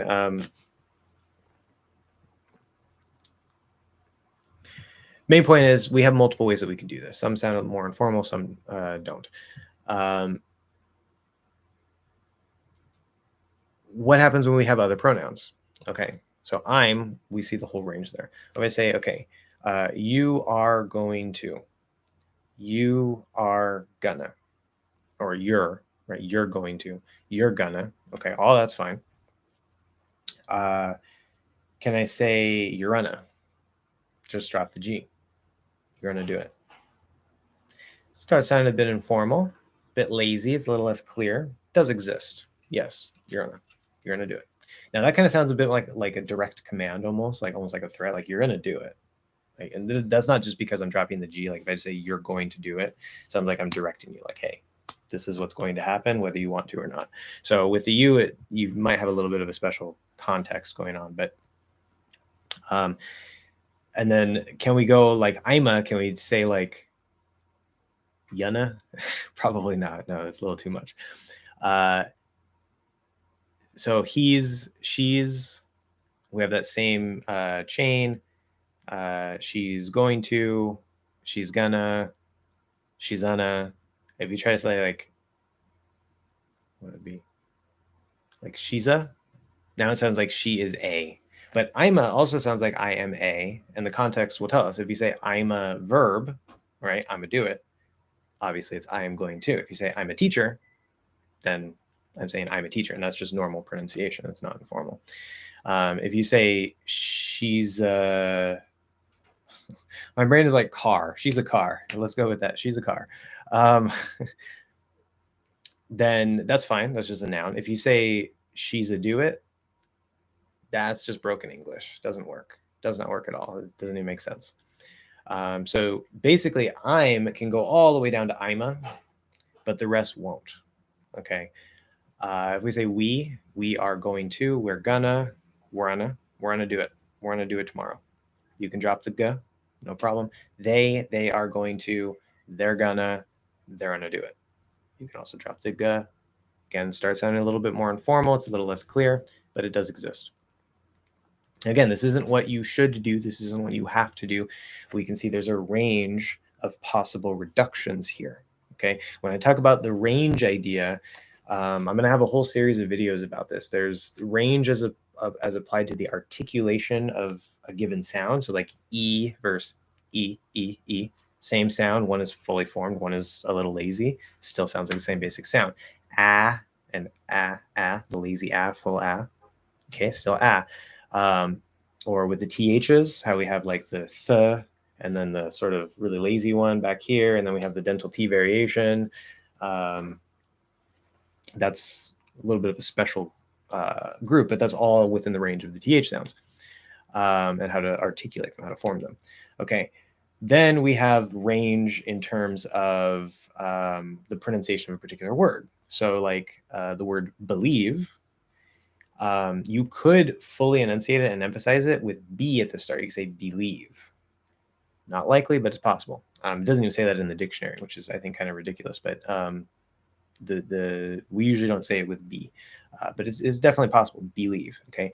Usually, it's going to be either believe with which is what the dictionary will say, at least the dictionary that I check, or it can actually be ba, right? So you can reduce it to So for the word believe, you actually have three possible pronunciations, one of which isn't particularly likely the B, but bit or ba, it doesn't matter which way it comes out. It's going to sound great. Okay. So there's a range of pronunciation for that word, right? There's multiple options. It's not how is it pronounced, it's how might it be pronounced? How can it be pronounced? And that starts to get a little complicated, which is why a lot of teachers don't go into this, I think. But I'm trying to give you guys the actual map and tools to understand and, to whatever extent you use real natural speech. So that's why I came up with this whole range concept, and I realized that there's actually a range depending on how enunciated or lazily we're speaking. Anyway, but that also applies to linking, right? So like say what you, it could be what with a T, not very likely, but it could be. It could be what you with a stop T, very common. It could be what you, where we blend the T and the N to ch, also very common. So there's at least three options there, sort of the range of the T y link, right? You could fully enunciate and not link it at all. You can stop the T and then do a y, which also isn't linking, you're just stopping the T. It's a variation on the T sound. Or you can blend them into ch and actually link them together. So it applies to the articulation of sounds. It applies to the exact, like we use a reduction or not in a particular word, if it might have a reduction. And then it also applies to linking. Like there's a range of linking possibilities. So that's how you want to think about this stuff. I know it could be a little overwhelming, but it's not that bad. It's just real speech is messy. And you'll start to see certain patterns too. But okay, what's the difference between housing and house? Marking and mark, household and family, voicing and voice. I'm gonna say go to the dictionary. A house is a building. Housing is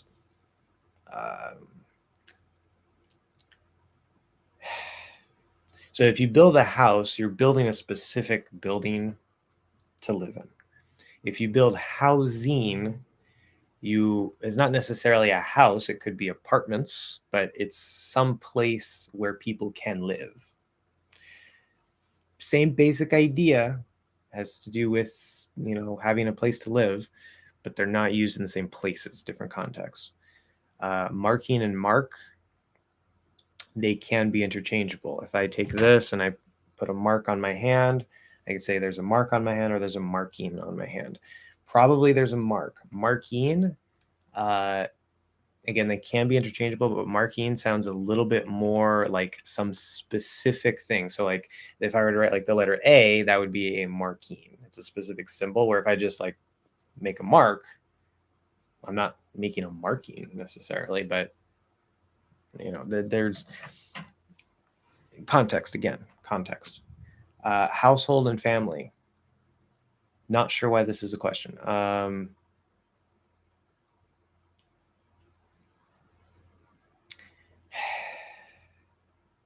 Family is the people that make up a family. Household, there are some cases where you say like head of household, head of the family, where they're kind of more or less interchangeable. But household is it doesn't have to be a physical house, it could be an apartment, whatever, but it's the living place. basically. So then what's the difference between housing, house, and household? Context. The household is less about the actual place itself and more about, I guess, like the operations of that. So you run a household, right? It's like the parents are supposed to run the household. So that like the kids, they can't just do whatever they want, right? They have certain things they have to do, like clean and this and that. And so it's like the managing and maintenance of the house or housing or whatever we're talking about. Not the same as family for sure. Voicing and voice. Voice literally is just your voice. When we talk about sounds, it gets a little closer. This one I'm not even going to go into because I don't want to split the hairs there. But we'll just say within the context of language, they're basically the same. It's just the places where they're going to be used is probably going to be more dependent on the grammatical structure. Some natives say sit on the chair is okay, and some say that it should be sit in the chair. What do you think has been on the country state they're from? Okay, good. So there is variation. This goes straight into the logic of prepositions. We're not going to dive all the way into all of that. But one thing that I found when I made this discovery of the hidden subconscious network and how the prepositions work under the surface is there are times where certain prepositions will overlap in a particular sentence or particular context, and they mean exactly the same thing. It's just two ways to say the same thing. That's an exception, not a rule. Usually on and in are very different, right? But there are cases like that. Like it's a good, easy, common example is so you can say a book about Gandhi, or you can say a book on Gandhi. In that particular case, it does have a slightly different feeling to it because on and about are different, but that particular context, that particular sentence mean exactly the same thing.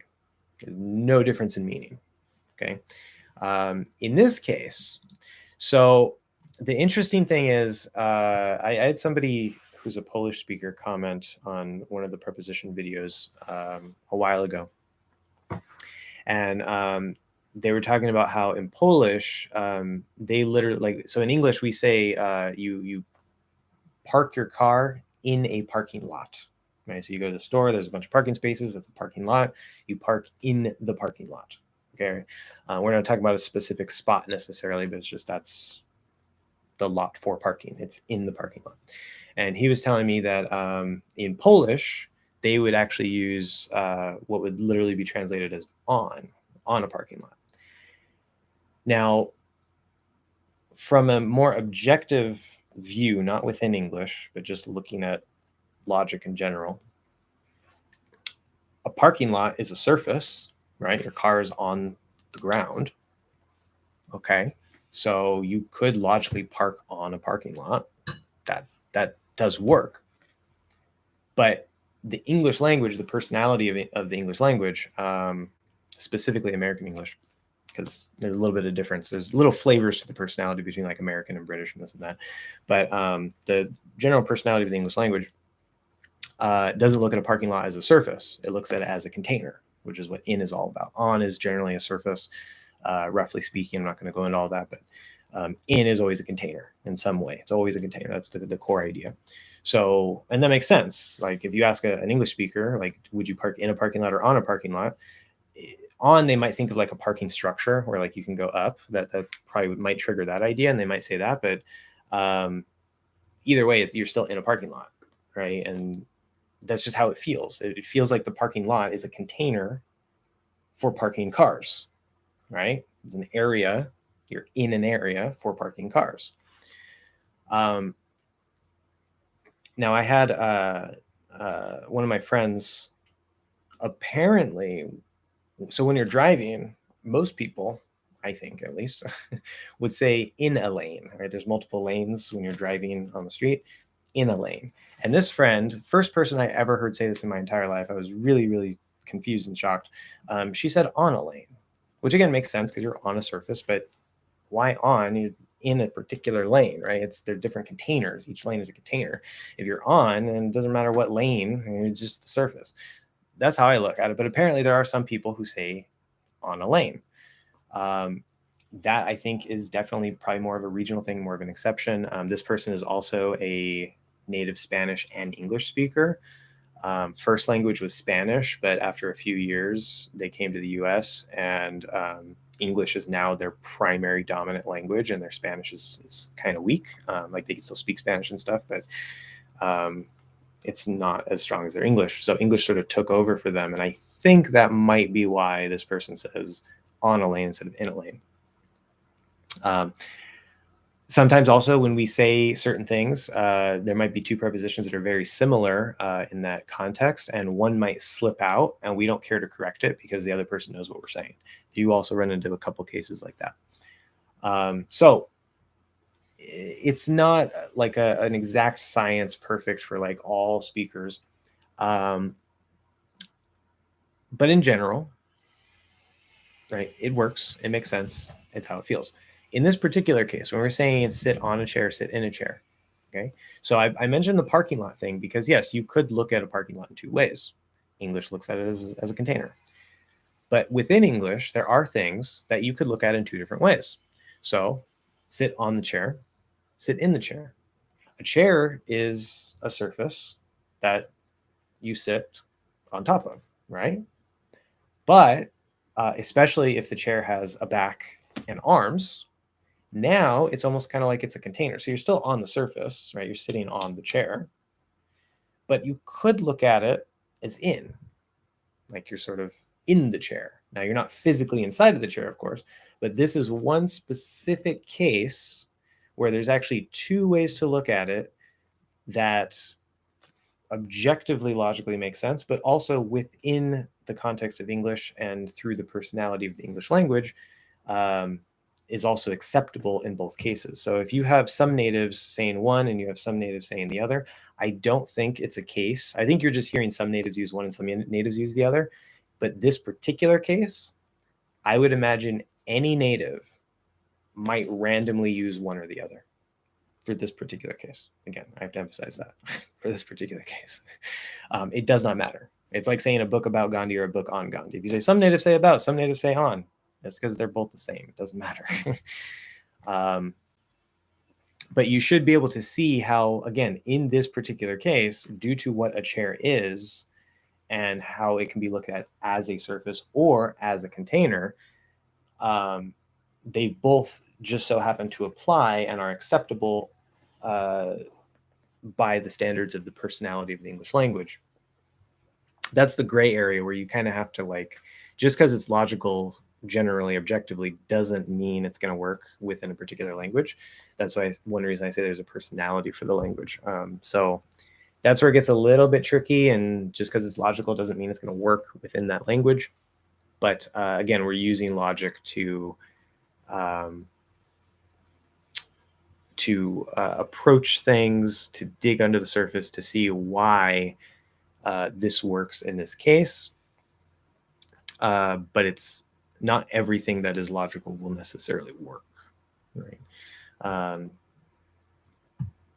Hopefully that makes sense. I know it's kind of abstract, but what do you think? Okay. Is rather than followed by base form verb, infinitive verb, to verb, or gerunds, ing, which is more common. Rather than doing that, rather than to do.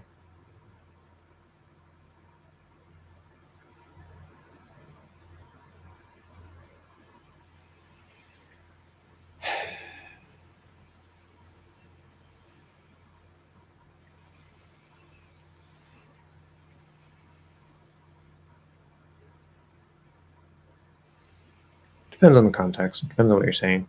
All of them are possible. It's not a question of which is more common. It depends on the structure of what you're saying.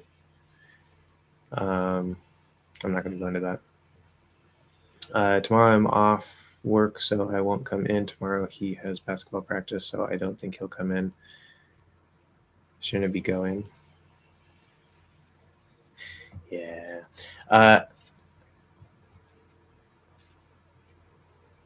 Okay, so the question is why come in these cases and not go? So this is the part that I glossed over before when I was talking about go and come.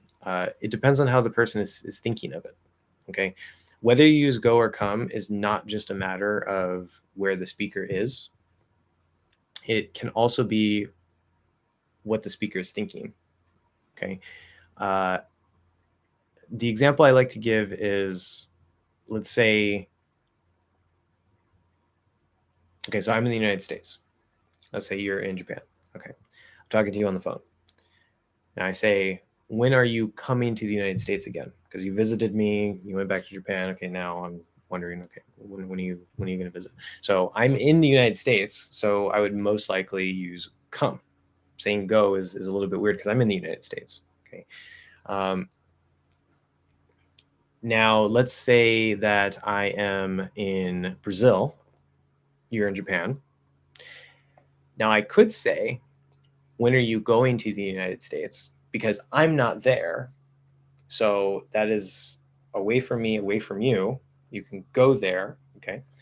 Or let's say that, especially if by the time you go to the United States, I'm already back in the United States, that might be a part of the background going on here. But even if that's not true, I'm talking to you on the phone, I'm in Brazil.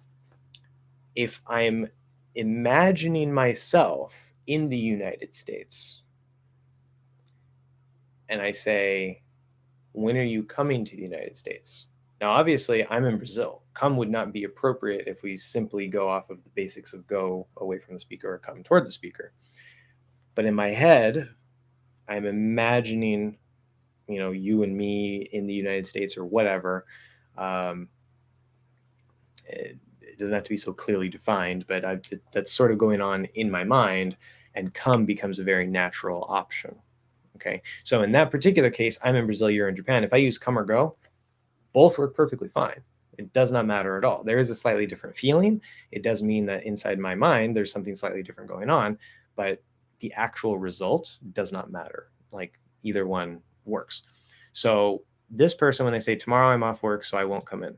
Okay, this person is thinking, so most likely this person says this either at work before they leave, right? So they're telling their boss, oh, hey, I'm off work tomorrow, so I won't come in. Okay, so the come refers to this place where we are. Okay, now the person, maybe they are they're at home. Okay, now if I'm talking, let's say I go home, I have my wife or whatever, I wouldn't use come because my wife doesn't go to the same place that I work. I would say, so I won't go in. Okay, but let's say I'm at home and my boss calls me.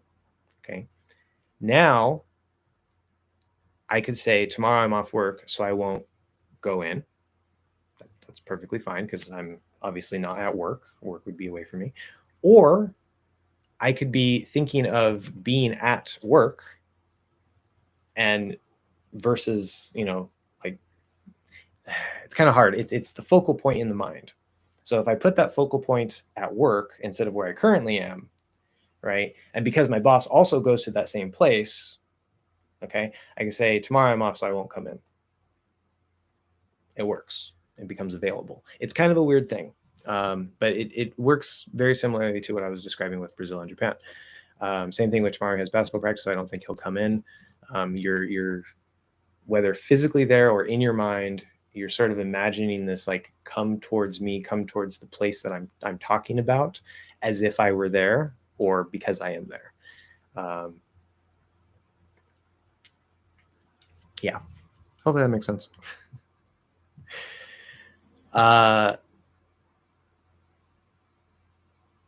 So context is very, very important. Context is very, very important. Can I say that can I say I'm at the movie or I'm in the movie when my friend calls to me and I'm seeing a movie? Well, you wouldn't say movie, you would say movies, probably. If you say I'm in the movie, that sounds like you're an actor. If you say I'm in the movies, I guess it also sounds like you're an actor. Okay, so it's preposition. That stood out to me because we don't, when we're thinking about the theater, we would say movies with it's spelled with an S, but it's a Z sound. Potentially, maybe you can use a singular. If like I'm going to see this particular movie, you know that I'm going to see that particular movie, then you can maybe say movie instead of movies, talking about the theater itself. But I'm at or I'm in. So I answered a question like this similarly before. So at is a bubble, in is a container. If you go to the grocery store, okay, you go to the grocery store. So that's a building. You go into the store. So you are in the store, but you're also at the store, right? Because you're inside that bubble of the location where it is, a specific point. Now, you could be outside of the store, right? Like right outside. So you're no longer in the store, but you're still at the location where the store is. So you can still say I'm at the store, but not I'm in the store, because now you're not in the store physically, right? It's the same thing here. So basically, if you go into the location, it becomes a container. But just because you are not inside the location doesn't mean you're not still at the location, right? So if you say I'm at the, well, I'm going to replace movie with theater. If you say I'm at the theater, that doesn't tell your friend if you're inside or outside, because maybe you're waiting for them outside. Who knows? All they know is that is your location. If you say I'm in the theater, then they know specifically that you are at the theater and you are inside the building, so they know that you're not waiting for them outside, that you're somewhere inside. So it depends on what you need to specify, right? If you say I'm at the theater and they know that you're going to meet them outside, right, then you don't have to specify where, right? Because if you are inside the movie theater and you still say at, they don't know if you're in or out, right? But if they know that you're going to meet them outside the movie theater, obviously you're not going to say in because you're not actually in it. But if you say I'm at, now it's going to be clear to them that you're outside because that's where you said that you would meet them, and they know it can't be inside because of the context. Okay, so if the context is clear, you can just use at, or if it doesn't matter, you can use at. But if it does matter, and they need to actually find you, and you're in the movie theater, you want to specifically say in.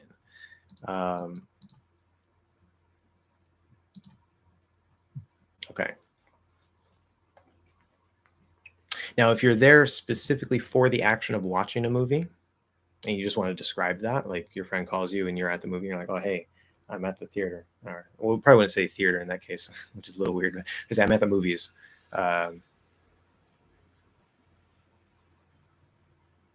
That you wouldn't use in, because you don't need to specify where you are.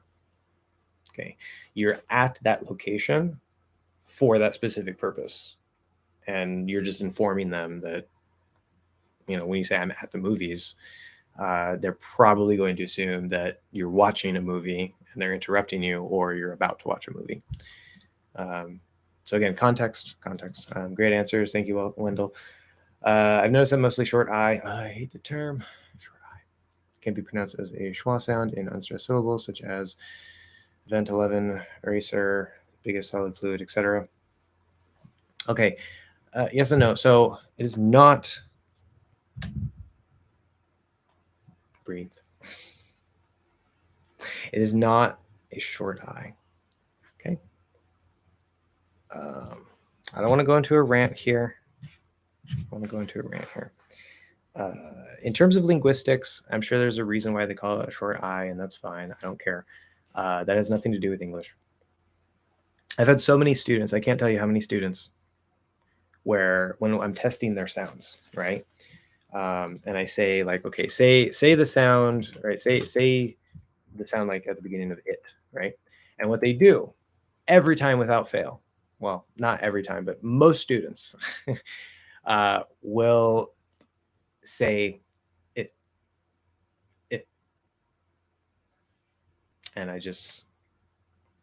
have to stop myself from laughing a little bit, because the way that you're taught, it's called the short I. So it's supposed to be this nice little short sound. No, it's not how English works. It's not how English works. If it's in the word it, it's going to be shorter. If it's in the word sit, it's going to be longer.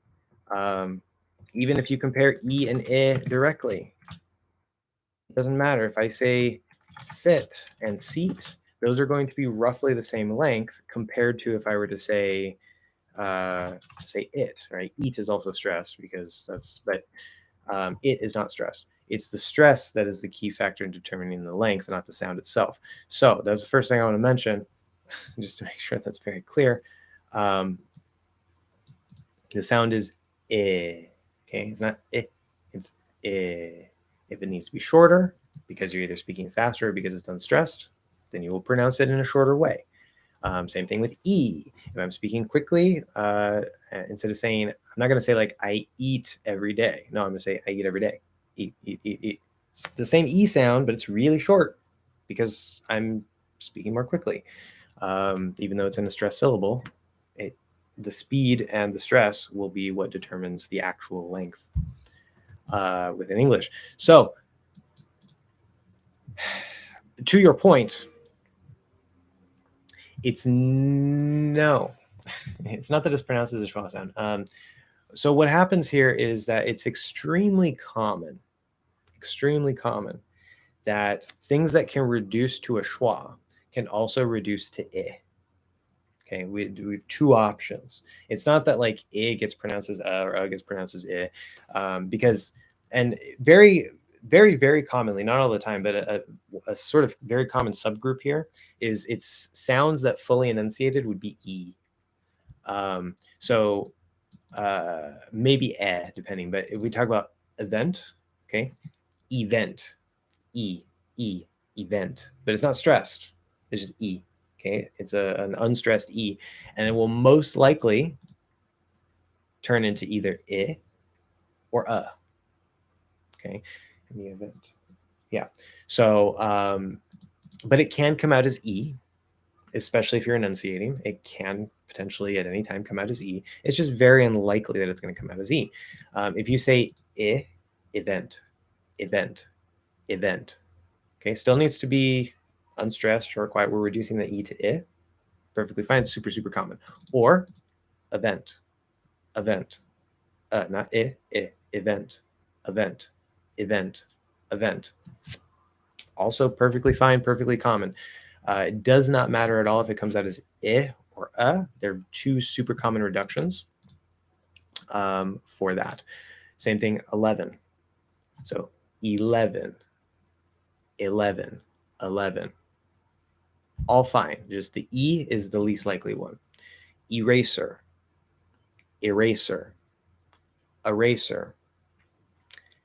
Biggest. Wait, biggest. Why is biggest in here? I assume it's for that second syllable. This one would not be an E. Okay, we don't say big east. That doesn't work. So this this just has two options. If it comes out as ist or it comes out as ust, as long as it's super short and quiet, it doesn't matter. It's two possibilities. Biggest. Solid. Those sound almost exactly the same because of the L, but you can do an A or an it doesn't matter. Fluid.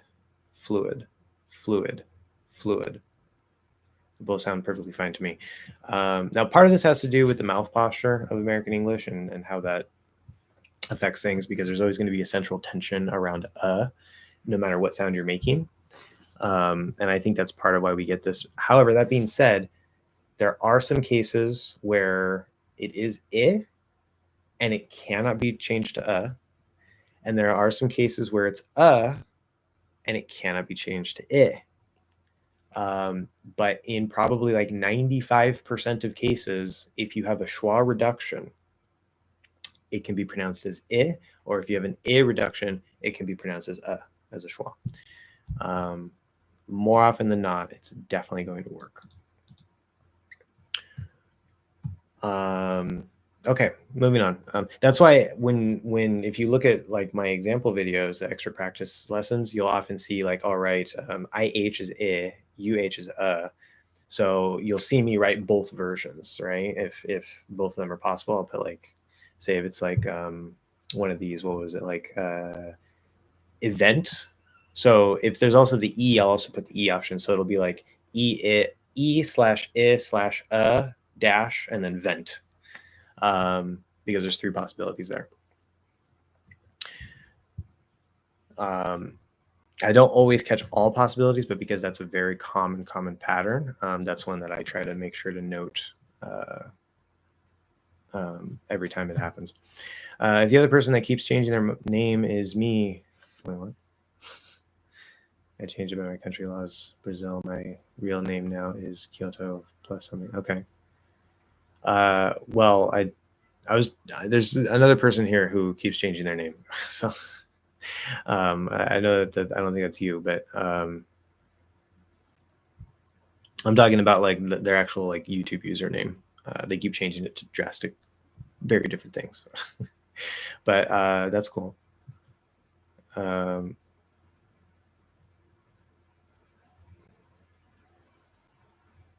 Interesting. Can you drop the N in gonna and just make vowel nasal? I'm not gonna do it. Gonna. Not gonna do it. Gonna do it. Gonna. Not.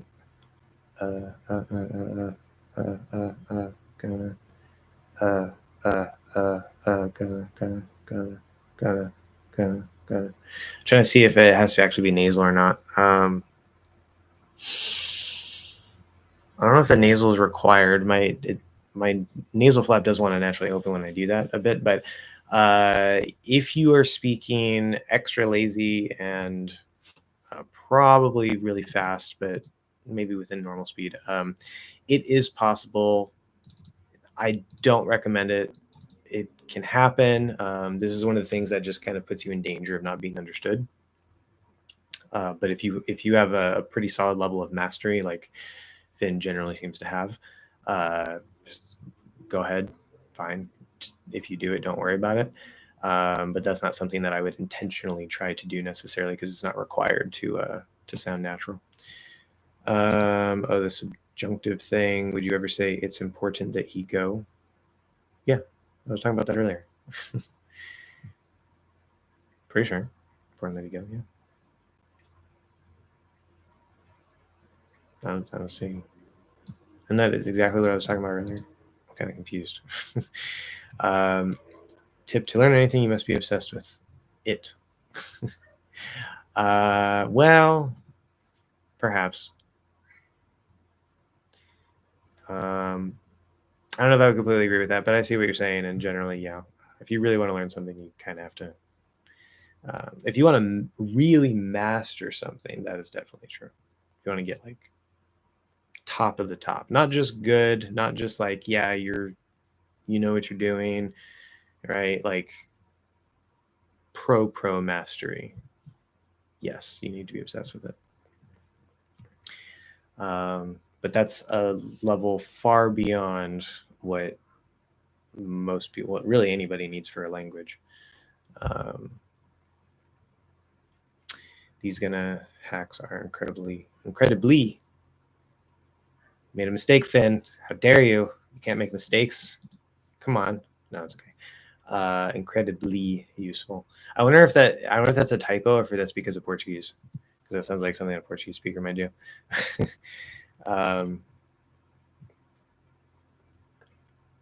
I guess. Are they? They don't seem particularly useful to me. I mean, I see how they're useful, but it's just like, to me, it's just speech. Like there's like sometimes gonna is gonna and sometimes is not. But I see what you're saying. I don't think I would naturally drop the G. I just pronounce the G very lightly. Maybe I should make like a little short mini lesson about that, since it is a very common word, but kind of just feels like too specific to make a special thing out of. Can we drop the verb to be in these gonna reductions?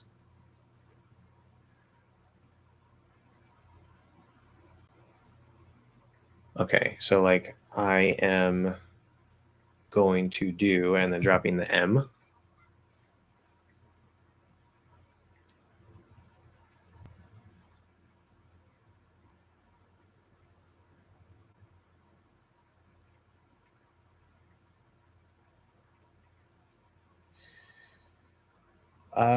Well, at least for I, no, definitely not. You're going to sound very uneducated if you drop that M, regardless of what we're doing with gonna or Ima or Imana.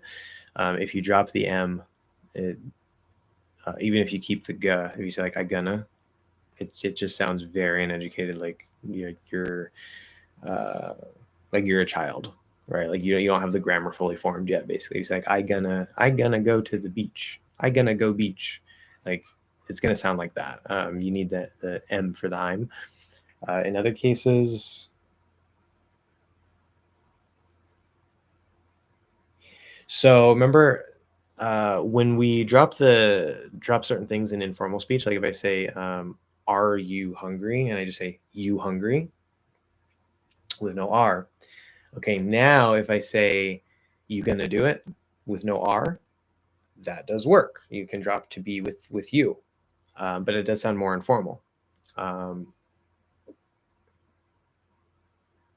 Say, "You gonna do it?" You gonna. You could still drop the "g." It starts to get a little unclear because we're dropping a whole word plus the "g." Um, You want to do it? You want to do it? Yeah. Again, sounds more informal in that case. If I say he, if I say she, if I say she is going to do it, I drop the is. She gonna do it. She gonna do it tomorrow. She gonna do it tomorrow. She gonna go. She gonna do it tomorrow. To me, that sounds a little bit like it doesn't sound too bad, but it does sound broken. It seems like something that would probably work really well in African American vernacular or like Ebonics or whatever, which, as I said before, within itself is perfectly fine. But from a general American accent perspective, it doesn't quite sound correct. Sounds like you're missing a word. Doesn't sound as bad as dropping the M and I'm, but it still doesn't sound correct. Yeah, I gonna is broken exactly. You can't do that. If we're saying say like we are going to, we gonna do it again for informal speech or for like African American vernacular, yeah, but it sounds kind of uneducated. So for you it does work, but informal. For anything else, or for I'm, it doesn't work at all. It just sounds completely broken and just wrong, like in every case as far as my ear goes. But if it's not I and it's not you, then if you drop it, it might sound still kind of uneducated, kind of informal, not standard American English, but sometimes things get adopted from African American vernacular into informal speech. And so it would sound okay informally, but only informally. Yeah. So I'm is the only one that you absolutely can't use, that I would not recommend at all. But in all cases, it would be informal. So yeah. Anyway, I think I caught up. Yay! Almost, kind of, sort of. It always is. My English is mostly spoken, so in writing it can come out weird. Well, that's a good place to be. Rather have really good natural spoken English with written English that's a little bit weird than because that a native might have that, right? Like maybe if they didn't finish school, maybe, or they just were like never really good at spelling. Some natives are like that. Like spelling is hard in English, so even me, I sometimes misspell things. That's it's normal. So better to have that type of problem than to have the other problem, which most people have, which is that your writing is great, but you can't say anything, right? Um, I thought of how you say incredibly in my mind, and I typed incredible. Yeah, probably a little bit of I think a little bit of Portuguese influence under the surface, because I know Portuguese speakers, you'll add the E sound at the end in places that we don't, and you will drop it in places that we do say it. Like instead of saying happy, I know a lot of Portuguese speakers will say hap, very hap. Or instead of Nike, the shoe brand, you just say Nike, which in Portuguese I guess would be fine, but in English we like. I don't think I've ever heard a native call the brand Nike. It's Nike. Really basic mistake. Okay, whatever. Either way. Okay, we are just about out of time, and I caught up, and nobody else is asking questions. So, my brain is so dead. Yeah. So to tie up, finish this up. I didn't get to that comment. I have to make a video about that. As you guys probably know, I haven't posted anything in like a little over a week now. Won't go into all the details there, but I sort of hit a wall, fell into a bad state of mind. I'm just about at the point where I'm gonna start making content again. I kind of want to do that today. If I don't do it today, I'm definitely gonna start tomorrow.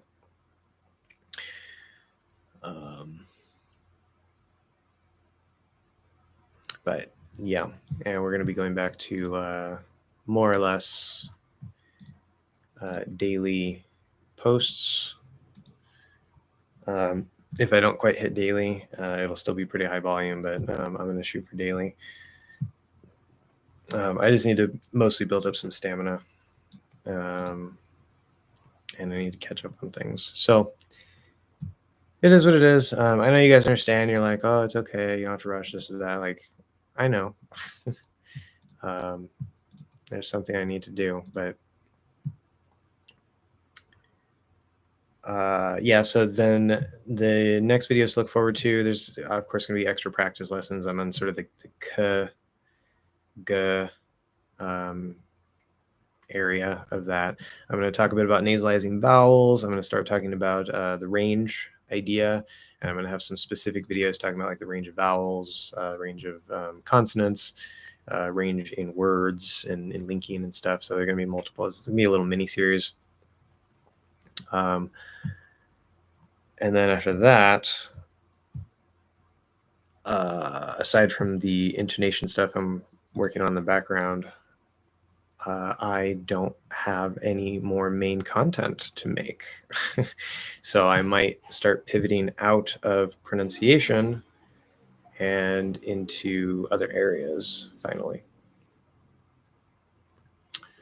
So we'll see. But yeah, look forward to that. Hopefully I'll actually have a better week this week than last week. And yeah, tune in next week if you want to hang out again or have more questions. So I'll see you guys next time and have a good week.